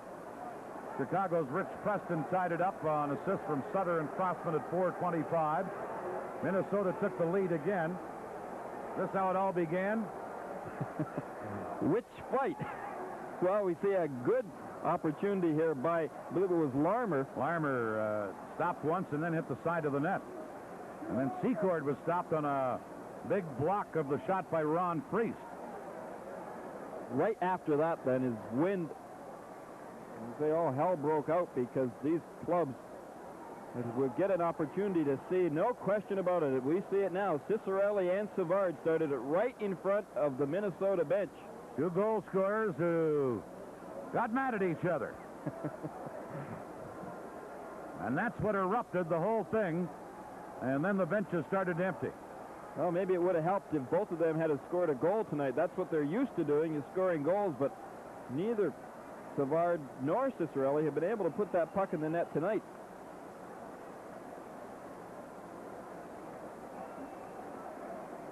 So that's how it all started. We were right. It started between Dino Cicerelli and Dennis Savard. There you see Daryl Sutter, the Chicago captain, and Craig Hartsburg, the North Star captain. They'll have to carry a note back to their bench with all the instructions that Brian Lewis, no doubt, is going to hand out. Well, you might see, Dan, with Chicago, probably they're going to be without Savard for sure, possibly Secord and Larmer as well. They might be wise right now in this remaining time just to play one-man-in hockey, play defensively, and play for the tie, because as you had indicated earlier, that point tonight to them is just as good, almost as a win, because that would, I think, really deaden Minnesota's opportunity to catch them. I think I can give Dino Cicerelli a tip. He can head for the showers right now. Huh? I don't think there's much sense of him sticking around, because he is going to be one guy, obviously, Brian Lewis is going to finger for the early showers. So the meeting at the penalty box continues. Gary, as a coach, when you were coaching the Washington Capitals, and a brawl like this would break out, what role can a coach play? Do you just stand back and wipe your hands of the whole thing, or what? Well, there's not really anything you can do, Dan. If a situation warrants itself, you can definitely try to control your players, and that's your responsibility to keep those players from going off the bench. At least making sure that if the teams are going to clear the benches, that the other team goes first, because that's the real deciding point, usually, in a lot of penalty situations, a lot of suspension situations. But then if that doesn't work, Dan, then you go to the press room and catch dinner because you probably missed it beforehand. So there's not anything a coach can really do. And I don't believe even Orville Tessier and perhaps Murray Oliver, they probably got almost right out of the situation because the fights were going on right in the bench. And I mean, you're not fair game. At least I wasn't at 5'9" to tackle any of these players. Even Cicerelli and Savard I don't think I'd take on. Let's go back to Al Krautwig in our intermission studio. All right, thank you, Dan Kelly. Watching that melee, I couldn't help but think that our handheld cameraman either deserved an award or a 2-minute penalty for getting some of those great shots. But at the conclusion of this game, we were scheduled to bring you a USA MVP. Well, obviously now we haven't played hockey in some 10 minutes, and our game is going overtime, so we might have to go away with the USA MVP. But do stay tuned at the conclusion of our telecast tonight, because you will be seeing NHL Journal with host Al Albert, a special look at the Rangers, a hockey tip with Bobby Smith, and more. And then Hot Spots and Radio 1990. All coming up tonight, all coming up right after tonight's game on USA, so stay tuned. The meeting in front of the penalty box continues as Brian Lewis has to figure out who started what and who did what and who will get penalties, and I'm sure we're going to have people thrown out of this hockey game. This is a time when referees could really utilize instant replays if they ever had a monitor over in that timekeeper's area so that he could go back and review at least what the camera saw. Anyway, it could be very helpful, but they are really at the mercy of the two linesmen and the referee to make all the decisions on the ice. Gary, I've broadcast this year close to 100 hockey games, and with the new rules where players, when an altercation breaks out, must leave the area, this is the first bench-clearing brawl that I have seen in the games that I have been broadcasting. How about you? I have not seen a bench-clearing brawl yet this year. I think there's been a couple in the league, but definitely that new rule has helped things out immensely because of the altercations that happen after the initial fight, as happened here tonight. And because the league has made the players go to their respective areas, then it has cut down on bench-clearing brawls. So we have progressed in this league. And let's hope Brian Lewis is progressing with his parade of penalties. And I'm not putting the onus on Lewis because it's a difficult job to get the right people in the proper sequence and to put the proper blame on the proper players, because, as we mentioned, there are fines involved, perhaps suspensions, and this is a very key time of year to lose a key player on a suspension, so the referee wants to make sure he has the right people involved. Well, the camera has come into our booth. Hi. Enjoying the fights on Monday night here in Minnesota. Gary, what can you say about an altercation such as that, except, as I mentioned earlier, I've seen about 100 hockey games, and this is really, this year, the first bench-clearing brawl that I've been witness to. Well, I don't enjoy them, and I don't think anybody really does, but it's the rivalries that exist. I just want to know, how come they always put the good-looking guys in front so that they get a better picture of you, Dan? Well, you're getting very astute as you grow older and wiser. It must be age first, beauty second. Let me recap the scoring. Willie Platt gave Minnesota the lead at 2:53 of the first period. Rich Preston tied it. Gordy Roberts gave Minnesota the lead again with another power play goal at 11:23 of the first. Steve Ludzik tied it at 17:10 of the first.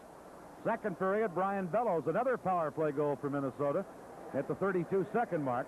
And then Al Secord, with his 52nd of the year, tied it at 1:44 of the second. We've had no scoring since that time. But we have had a little pushing match or two. Well, that we have, and you know, you're talking about those bench-clearing brawls. I think you ask all of the people in this building tonight, their attention was definitely very much on what was going on the ice during that melee, during the brawl. But, you know, when it all comes down to it, this is the part that really hurts hockey the most because of the time that elapses between when everything is cleaned up and, as you said, the referee has to get all of the proper penalties assigned because of the severity of suspensions and fines. But yet for the fans in the building and for the fans at home, it really is a long delay and a very frustrating one because it has been such a fast, exciting hockey game thus far. Coming into this game this evening, the Blackhawks were leading the Norris Division with 44 wins, 20 losses, 9 ties, 97 points. Minnesota, 38 wins, 19 losses, 16 ties, 92 points, 5 points back. After tonight, both these teams will have just 6 games remaining to play. So right now, a 5-point differential. And if it were to end in this tie, which we have now, that would remain the same. And heading into the final 6 games, Chicago would have a 5-point lead. Al Trudwick told you about the other games tonight. Edmonton defeating Toronto, and Maple Leaf Gardens in Toronto, and New Jersey upsetting the Rangers at the Meadowlands. Another late game tonight has Pittsburgh at Vancouver. We've had no report in on that game as yet. Meanwhile, Toronto, Gary, losing that game to Edmonton, remain in 4th place. 3 points back of 3rd place St. Louis and 3 points ahead of 5th place Detroit in the battle for the final 2 playoff spots in the Norris Division. And what's that, 5 losses in a row for the Leafs? That it is, Dan. You know, that's a really difficult position for Toronto to be in because they have tough games, 2 against Minnesota, 2 against Philadelphia, and 1 very important one against Detroit, right in Detroit. You know, talking about matchups, Dan, the interesting matchup I know is going on right now tonight back in Clearwater, Florida, where Mr. and Mrs. Roberts, the parents of Gordy Roberts, are sitting watching the game with Mr. and Mrs. Feemster. Is that right? Well, both of those young men have played outstanding games, and really thinking about the standouts in this game, you have to go to defensemen, I think, because the offense from both teams has been tremendous. And for instance, I think Roberts has been one of the best players on the ice. I couldn't agree with you more. You know, I think the players that don't get as much attention, you had mentioned Roberts, Feemster certainly has played. Jack O'Callahan tonight has played an excellent game, and here's a guy, you know, that came into a tough situation, really. Blackhawks losing Keith Brown for the rest of the season, and I think Jack O'Callahan has just filled in that position admirably and has done a heck of a job. Has played a whale of a hockey game tonight. Shots on goal show Minnesota having outshot Chicago so far, 31-27. Let's go to Al Trudwick for a further update on another NHL game tonight. Dan, you gave the scores. Here they are once again up on the screen. First of all, the final score at Maple Leaf Gardens in Toronto, as you said. Toronto trying to hold on to their 3-point lead for that final playoff spot in the Norris Division. Well, they didn't do very well tonight. 4-1 the final. Edmonton defeats the Maple Leafs. Wayne Gretzky had at least 1 goal in that game that raised him to 66 on the season. Also at the Meadowlands in New Jersey, the Rangers, who looked so good late last week and through the middle of last week, have now lost 2 in a row. At the Meadowlands, a sellout crowd watched the Devils defeat the Rangers by a score of 4-2. Aaron Broughton, Neil Broughton's brother, whom we're watching tonight play for Minnesota, had at least 2 goals in that game. And now back up to you 2 great-looking guys. And just thinking, Al, if things go the way they have the last 15 minutes or so, we'll be able to have the final score on from Vancouver before the game is over. Well, that's a very big possibility. You know, that game at the Meadowlands tonight with the Jersey Devils defeating the Rangers, that must have been quite an intense crowd because never mind the fact that New Jersey are out of the playoffs, beating the Rangers, their crosstown rivals, right in the Meadowlands tonight must have been an exciting event. Ryan Lewis continues to talk to the penalty timekeeper. You see Murray Oliver, and on his left with the headset, J.P. Parisi, the assistant coach of Minnesota.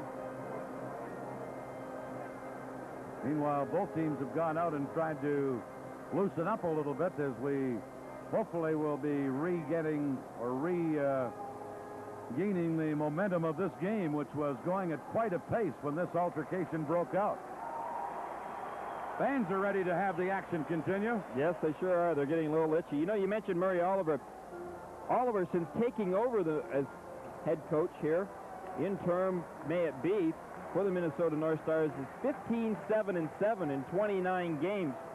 That certainly is an excellent coaching record. And, you know, I think if things go Minnesota's way during playoffs, that I would expect that Minnesota would leave Murray Oliver, if he wants the position, right behind that bench, because I think that he has definitely proved that he can handle this hockey club and get a lot out of them.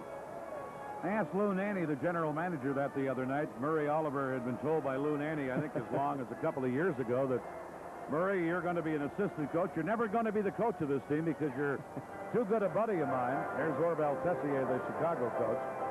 And I wouldn't want to name you the coach because I would not want to put myself or you in that position of having to fire you someday. I asked Lou Nanne the other night if that was still the case. He said, well, if we won the Stanley Cup, I might have to change my thinking a little bit. So it's still rather up in the air.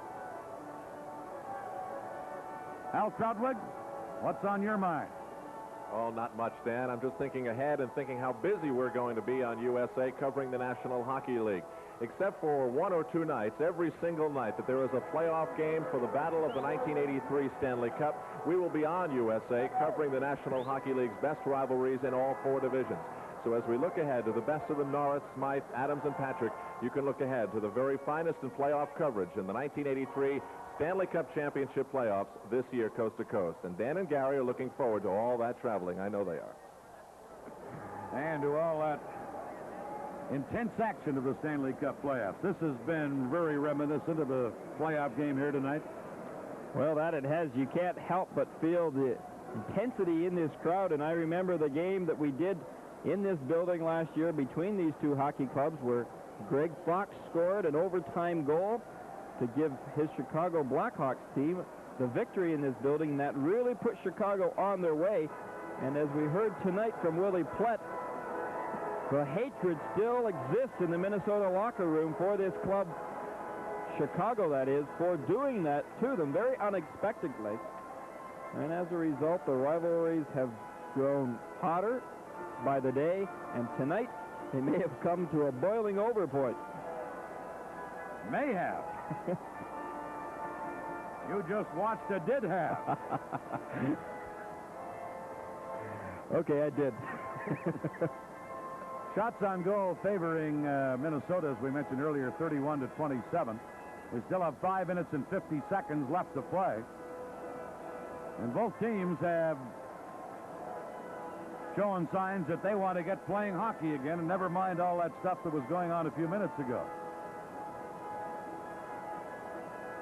Meanwhile, Lewis, the referee, is still over at the penalty timekeeper's bench, going over those penalties quite meticulously. You see now the different broadcast booths here at the Metropolitan Sports Stadium. 3 different television broadcast booths on this side of the building, a couple of radio booths on the other side where action is being described here this evening. And those people are in the same situation as Dan Kelly and Gary Green. They have run out of things to say. I never thought that I would ever hear the day that you would run out of things to say, Dan Kelly, but I guess I waited around long enough. Well, there's a... Is that a USA seat cushion? Yeah, that is. I'm going to bring one of those the next time I come. I think we should ask the boss for one of those. You know, somebody up in the press box will be busy writing tonight as well, because today I saw Matty Pavlich, one of the NHL official supervisors, here, and he is witnessing a game that he is going to have to spend a lot of time making reports out on tonight. I don't imagine that's too enjoyable a job for a referee or a supervisor after tonight's hockey game. I want to remind our viewers that NHL Journal with Al Albert, originally scheduled for 11 o'clock Eastern Time, will be seen immediately following this game in its entirety. So NHL Journal, which normally would be on the air right now, has been delayed slightly, but you'll see it in its entirety at the conclusion of this game between the Blues, or between the Blackhawks and the Minnesota North Stars. Meanwhile, no sign that they have the penalties cleared up on the far side. Tony Esposito and Don Beaufrey continue to stay on the ice and skate around in their goal crease, which they've done for, what, 15 minutes or so now? Well, it's been at least that long, I think. I imagine Louis Nanny made sure that the concessions were open in this building during this period, because a lot of people have been sitting idle. Well, this whole melee has been brought to the paper transcripts. Well, you could see us. Hi, here we are, and some North Star fans immediately below us. Give them the microphone. Let them ad-lib for a while. Well, I'm sure they'd have a few things to say tonight about this hockey game.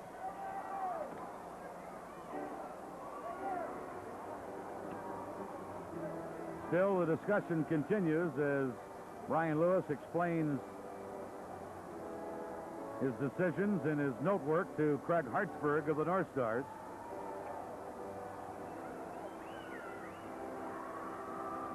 Meanwhile, the PA announcer, when he starts announcing the penalties, may run into a case of laryngitis. He's going to have a host of them to announce. Well, with only 5 minutes and 50 seconds left, he may still be here after the game, long after the fans have left this building, before he finishes, because he is bound to have quite a list, unless referee Brian Lewis has simply singled out a couple of the main contributors on each hockey club and is going to leave the rest of them at peace on the bench. Now, a couple of penalties get posted up on the clock. Savard and Peter Marsh of Chicago, Priest of Minnesota. Now Mandich of Minnesota.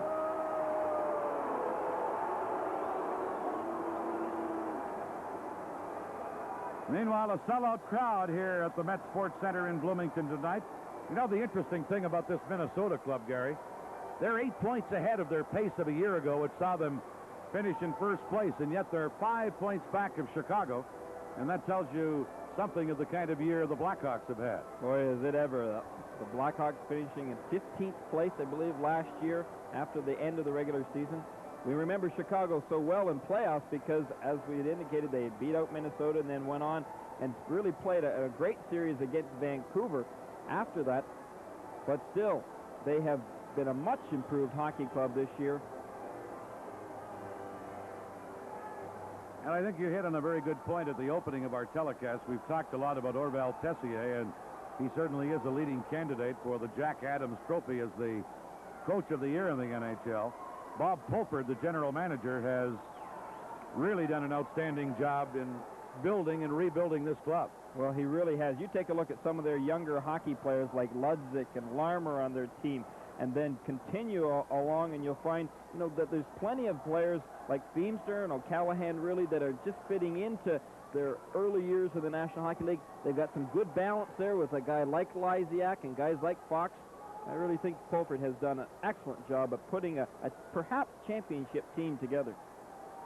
Well, about 25 or 30 minutes ago, we were... The following penalties have been assessed. Well, here come the announcement of the penalty. This is how it all started. Steve Larmer, a double minor for roughing. On Chicago's number 2, Greg Fox, Savard and Cicerelli, and a game misconduct.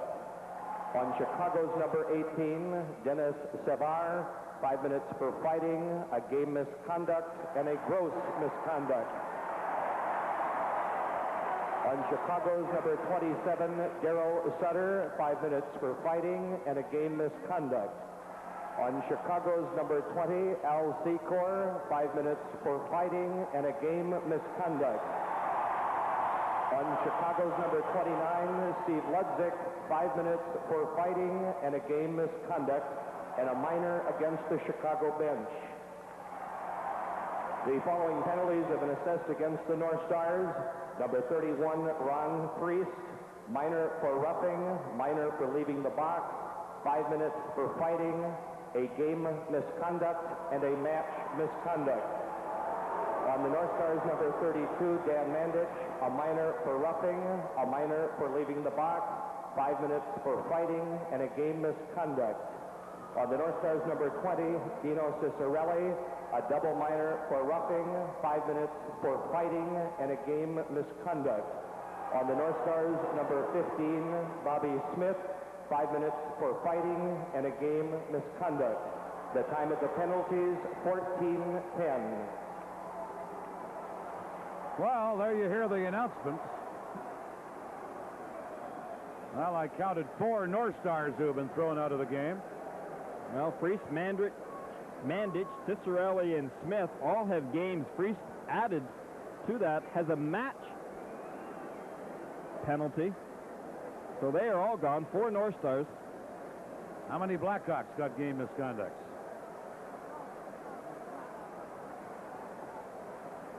Well, Savard got 1. Fox got 1. Sutter got 1. Secord and Ludzik. So 5 Blackhawks. 5 Blackhawks. 4 North Stars. Let us remind you that we have 5 minutes and 50 seconds left in this game. The game is tied, Minnesota 3, Chicago 3. Again, we repeat that immediately at the conclusion of this game, stay tuned for NHL Journal. It will be seen in its entirety immediately following this National Hockey League game in Minnesota between the Blackhawks and the North Stars. Well, some of the minor penalties are up on the board right now. Eves with a minor. Tim Young with 2 minutes. But the interesting point is that on the Chicago side, well, it looks like we've got Mandich with... No, I think that's Savard's minor penalty that's up there. Savard and Peter Marsh. And then you have Priest. They each have minor penalties. The Blackhawks do posted on the clock. And then you have Priest and Mandich with double minor. So each team apparently will be 2-man short for 2 minutes, and then Chicago will have a 2-man advantage from the way they have the penalty clock lit up right now. But Brian Lewis, meanwhile, is over further explaining that right now, so maybe we'll have a change. Also added in there someplace, Dan, Chicago somehow picked up a 2-minute bench minor penalty as well. That's probably the one that Peter Marsh is going to serve. I guess that penalty was for being first off the bench. That penalty probably would be the one, in which case it'll call for probably a stiffer penalty than just that. Suspensions will probably occur to whoever was first off the bench, if indeed it was Marsh. Let's go down again to Al Trudwick. Dan, I know that you and Gary are struggling now for things to talk about. While we have a moment, we might as well wish our producer, Mark Stolberger, a happy birthday. While he's a year older today, as this game continues to drag on, he's getting older and older and older. Mark Stolberger's birthday, huh? I mean, the Blackhawks and the North Stars did all this just for Mark. It must have been the way the moon was in the sky tonight, Dan. Well, we echo Al's sentiments. Now they have another penalty posted on the clock against Chicago. Steve Larmer getting 4 minutes assessed against him. So Larmer's penalty will have to be delayed. You can only be 2 men short at one time. And you see Chicago 108 minutes in penalties, Minnesota 82. Lewis now has the penalties sorted out. Now is trying to get the penalty timekeeper to get the situation posted correctly on the clock. Well, you notice that not too many people have left this building. In fact, I don't think one person probably has left the building even after the results of all of this. And it has been a lengthy delay, but still, with 5 minutes and 50 seconds left, they know that they have been treated to a great hockey game thus far, and by no means has a winner been decided, and perhaps a winner will not be decided in this hockey game. Let's run over the penalties again. Priest of Minnesota, double minor, 1 for roughing, 1 for leaving the penalty box, plus a 5-minute major for fighting and a game misconduct. Dan Mandich, 4 minutes in penalties, 2 for roughing, 2 for leaving the penalty box, 5 minutes for fighting, a game misconduct, and another misconduct. I'm not sure if it was a match misconduct or not. Cicerelli gets 4 minutes for roughing, 5 minutes for fighting, a game misconduct. Bobby Smith of Minnesota, 5 for fighting and a game misconduct. For Chicago, Dennis Savard, 5 for fighting, a game misconduct, and a gross misconduct. Steve Larmer of Chicago, 4 minutes for roughing. Greg Fox of Chicago, 5 minutes for fighting, a game misconduct. Darryl Sutter of Chicago, 5 for fighting, a game misconduct. Steve Ludzik of the Blackhawks, 5 for fighting and a game misconduct. And also a 2-minute bench penalty for Chicago for being the first to leave the players' bench. Well, you know, one Need thing... a secretary here. I just was admiring your shorthand, Dan. I can see you've experienced a few of these over your many years of broadcasting. You know, the one great thing about this, like the delay, is the fact that the players that are still in this hockey game will have had a chance to regain some of their strength, and we will probably, unlike what I perhaps said before, we'll probably see a pretty fast-paced hockey game even yet in the time remaining, because they have had a good half an hour, I think, to recover from their initial Donnybrook. When play resumes, the way the penalty clock looks now, each team will be 2 men short. There are 3 penalties posted on the Chicago side of the score clock and 2 against Minnesota. The 2 against Minnesota are 4 minutes against Priest and against Mandich.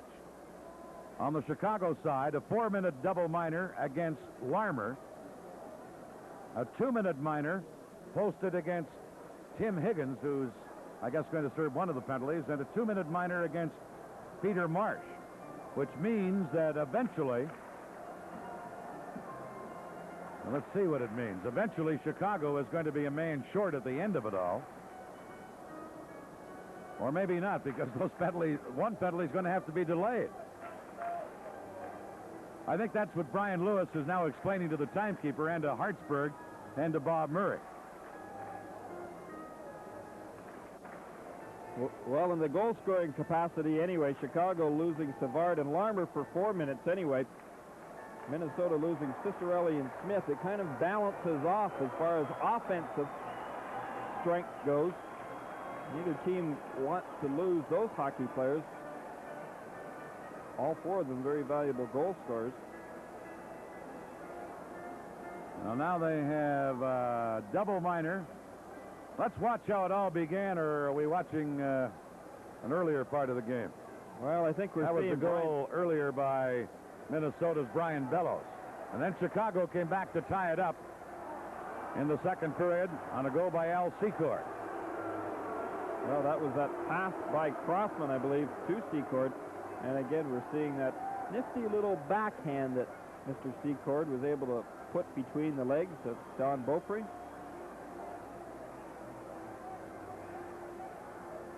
Well, now they've changed the penalty clock again. They have minors posted against Chicago's Marsh and Higgins, and a double minor against Larmer.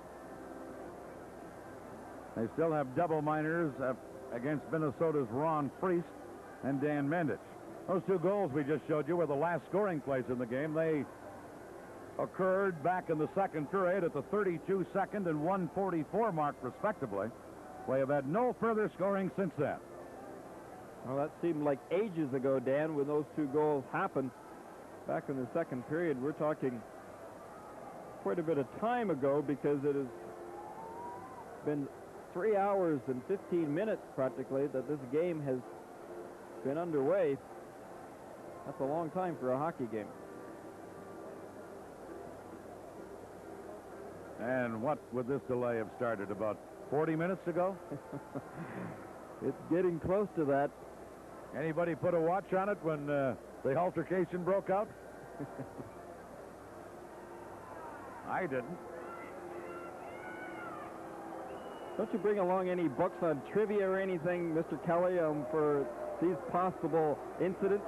Last time I was involved in a game such as this was the same day the United States won the gold medal at Lake Placid, New York. And we had an NHL game that night in Vancouver, and Philadelphia Flyers and the Vancouver Canucks went at it for something like 40 minutes. Oh, you remember that game well.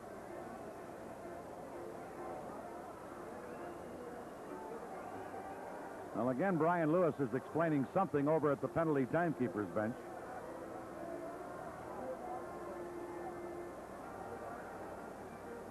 Let's go again to Al Trudwick. The executive producer of USA Sports is Jim Zrake.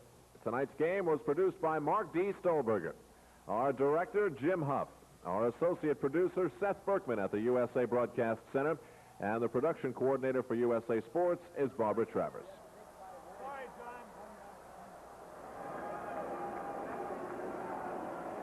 The discussion at the timekeeper's bench continues.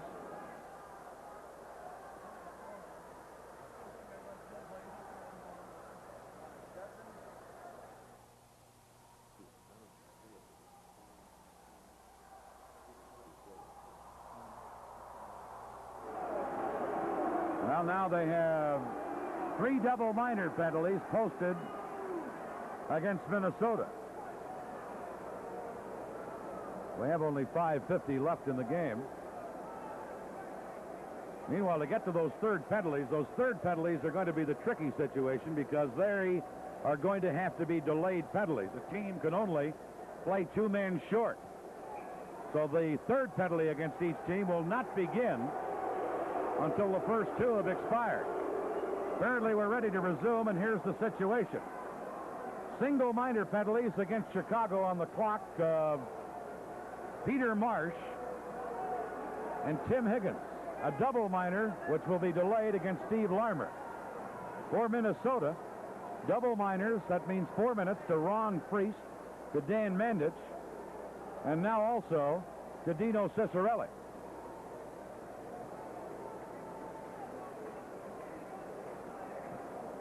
Each team is going to be 2 men short to start it all off.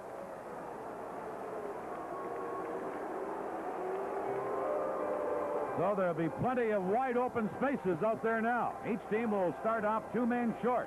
Well, when you're playing in these situations, you call them a 3-on-3. You want your best skaters out there, your guys that can handle that puck.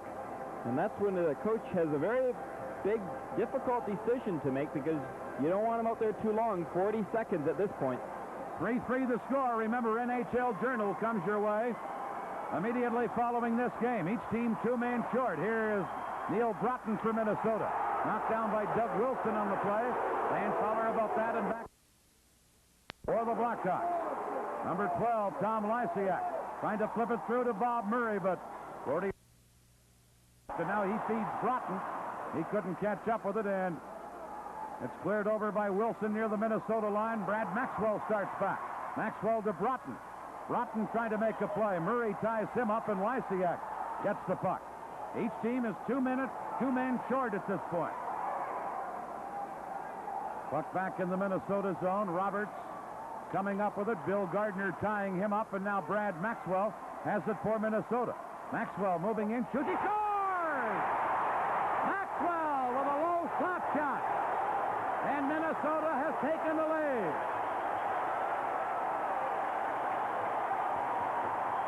Well, that didn't take long, and these Minnesota fans are glad that they stuck around because they're seeing what they like to see.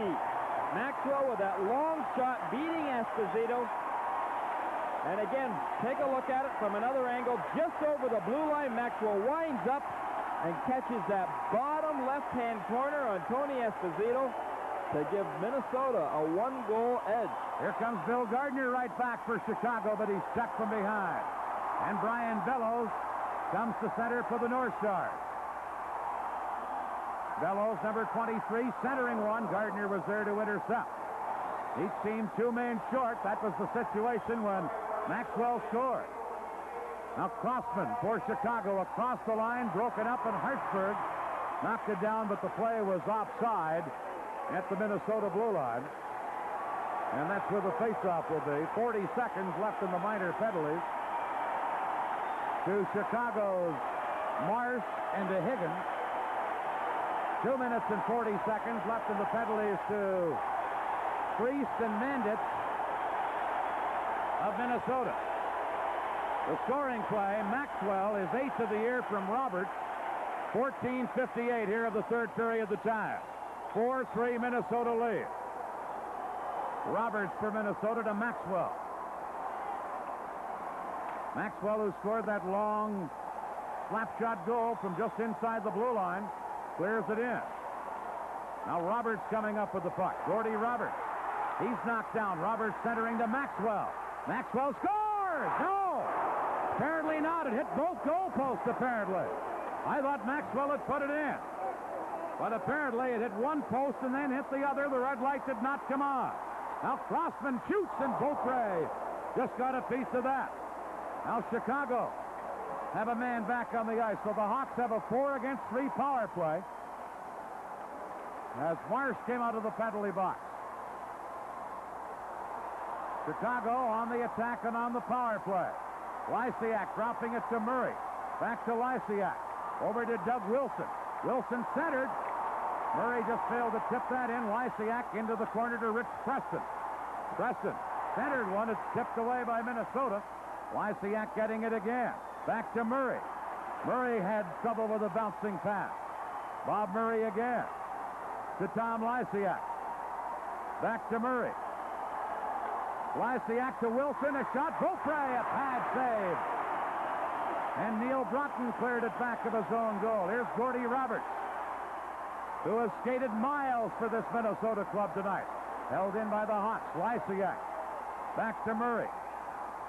Hawks on the power play. A 4-against-3 power play. Lysiak to Wilson. His shot, and Beaupre just got a skate on that. Lysiak shooting. Beaupre the save, and the rebound. Roberts couldn't clear. Now Preston giving it to Lysiak. 2.5 minutes left. Lysiak shot blocked. Here's Doug Wilson. Puck bounced over his stick. Into the corner to Murray. Murray to Lysiak. Shooting. That deflected wide as Rich Preston got a stick on it. Now Wilson to Bob Murray. Shoots one wide of the net. Lysiak for the Hawks, who are still on a 4-against-3 power play. Murray to Tom Lysiak. Now to Doug Wilson. Wilson centering one. Roberts intercepts it and clears it down the ice.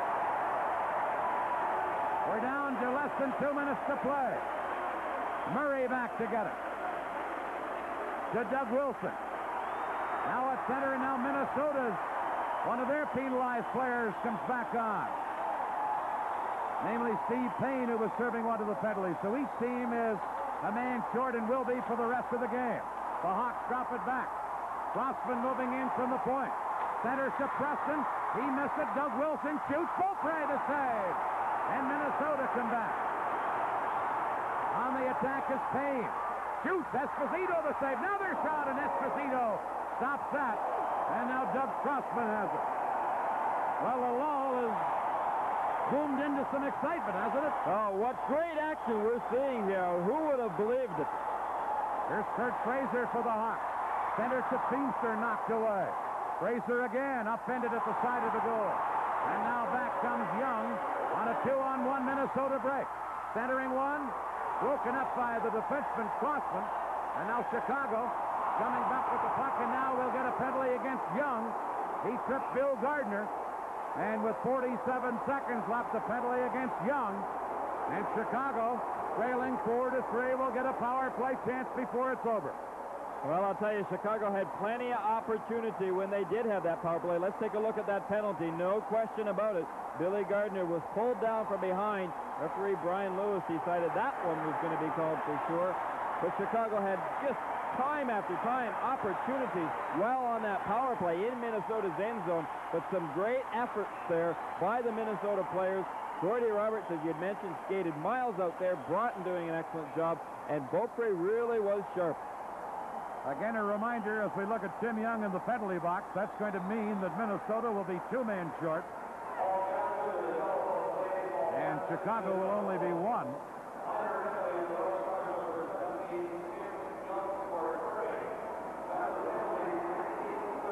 Young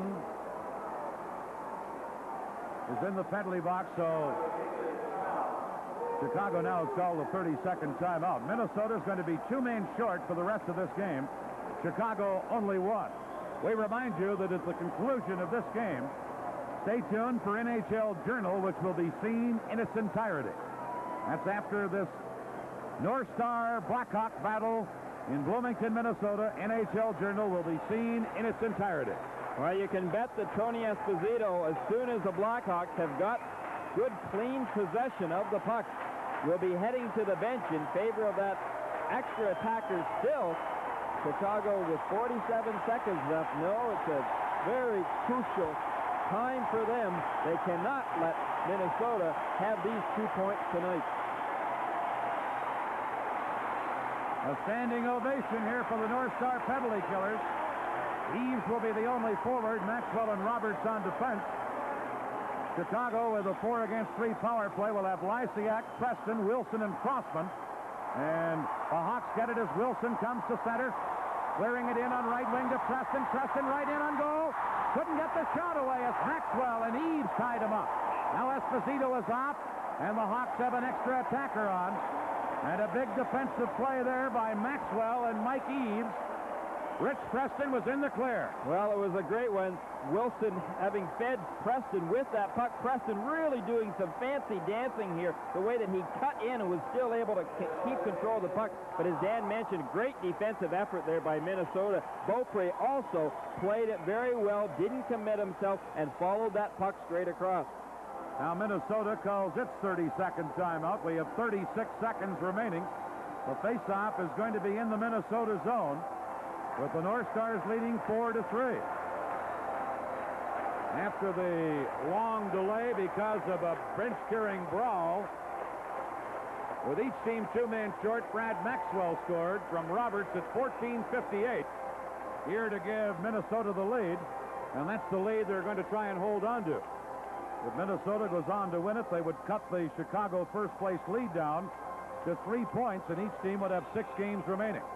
Well, a big face-off coming up in Minnesota's end zone, and winning this face-off means an awful lot to Chicago right now. Let's take a look at, again, that last opportunity by Preston. Just before that, Wilson had fed him with a beautiful pass, really pulled the Minnesota team over. Beaupre just came out and was able to touch the puck enough that Maxwell and Eaves were able to take Preston out of the play. The official delay, because of the big altercation here, was 50 minutes.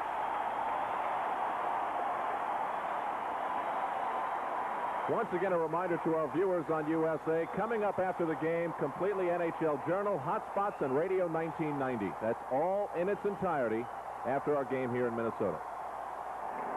On the face-off, Lysiak getting it to Doug Wilson.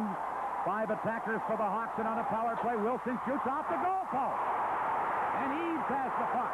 Eaves out of his own zone to center ice, has an open net to shoot at.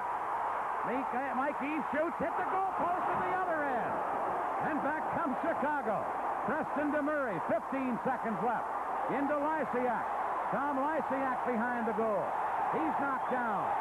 Puck lines up under a Minnesota player, and with 8 seconds left, the face-off will be in the Minnesota zone.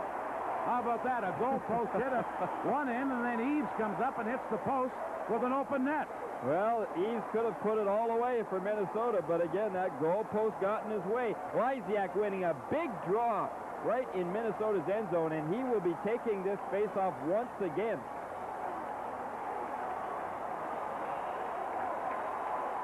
Well, there we see it. Mike Eaves hitting that goal post, and as you saw, Esposito out of the net. The net was open, but Eaves just couldn't get the angle on it. Chicago with 5 players on the ice. They're a man short. Minnesota's 2-man short. So it's 5 against 3. 8 seconds left. Lysiak to Wilson. Shooting. That's blocked at the defense. Roberts now cleared it away, and the game is over.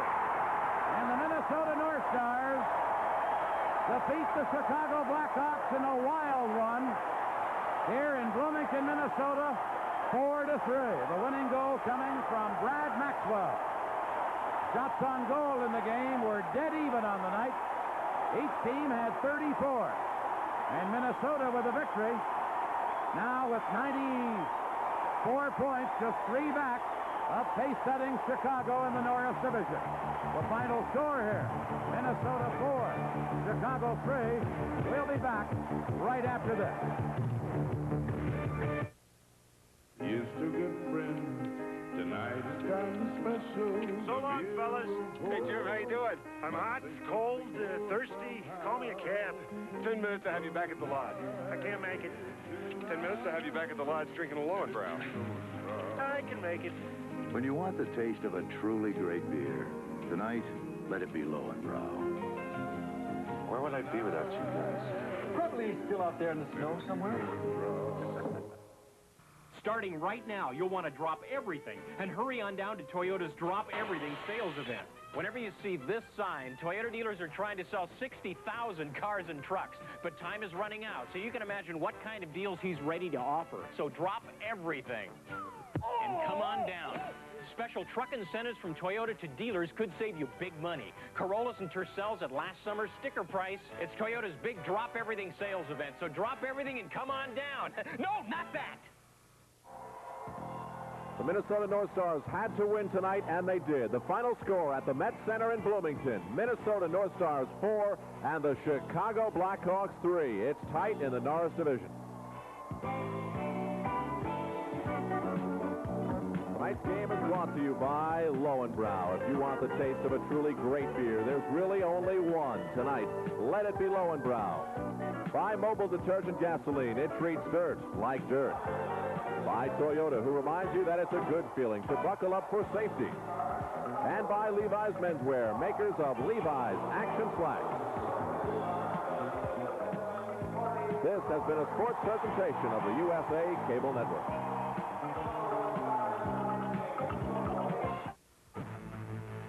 This is the USA Cable Network.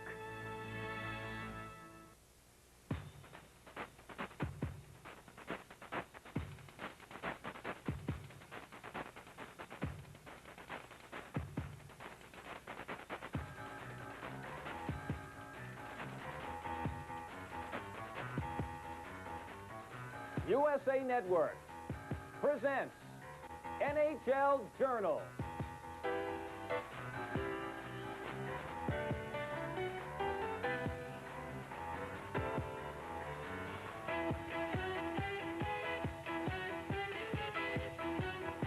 Hello, everybody. Welcome to another edition of the NHL Journal. I'm Al Albert, and tonight we'll be focusing in on a team that has had its share of ups and downs this season, the New York Rangers. Why has the Rangers' play been so erratic? Well, we hope to find out from Coach Herb Brooks and also some of his players like Ron Duguay and Robbie Vitorik and the Maloney brothers, Don and Dave. This past week also saw a couple of players reach the 50-goal plateau. For LA's Marcel Dion, it was the record-tying 6th time in his career. For Chicago's Al Secord, it was the first time, and the first time anyone in Chicago since Bobby Hull has scored 50 goals in a season. We have some more hockey trivia for you, see if we could stump you tonight. Also, we'll take a look back with yesterday's hero, Ken Dryden. And Minnesota's Bobby Smith will be along a little later with a junior tip. So stay right where you are. We'll be back with the team and the player of the week right after this.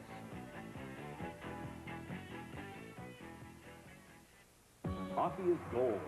Hockey is hard-hitting action. Hockey is entertainment. Hockey is the Hockey News.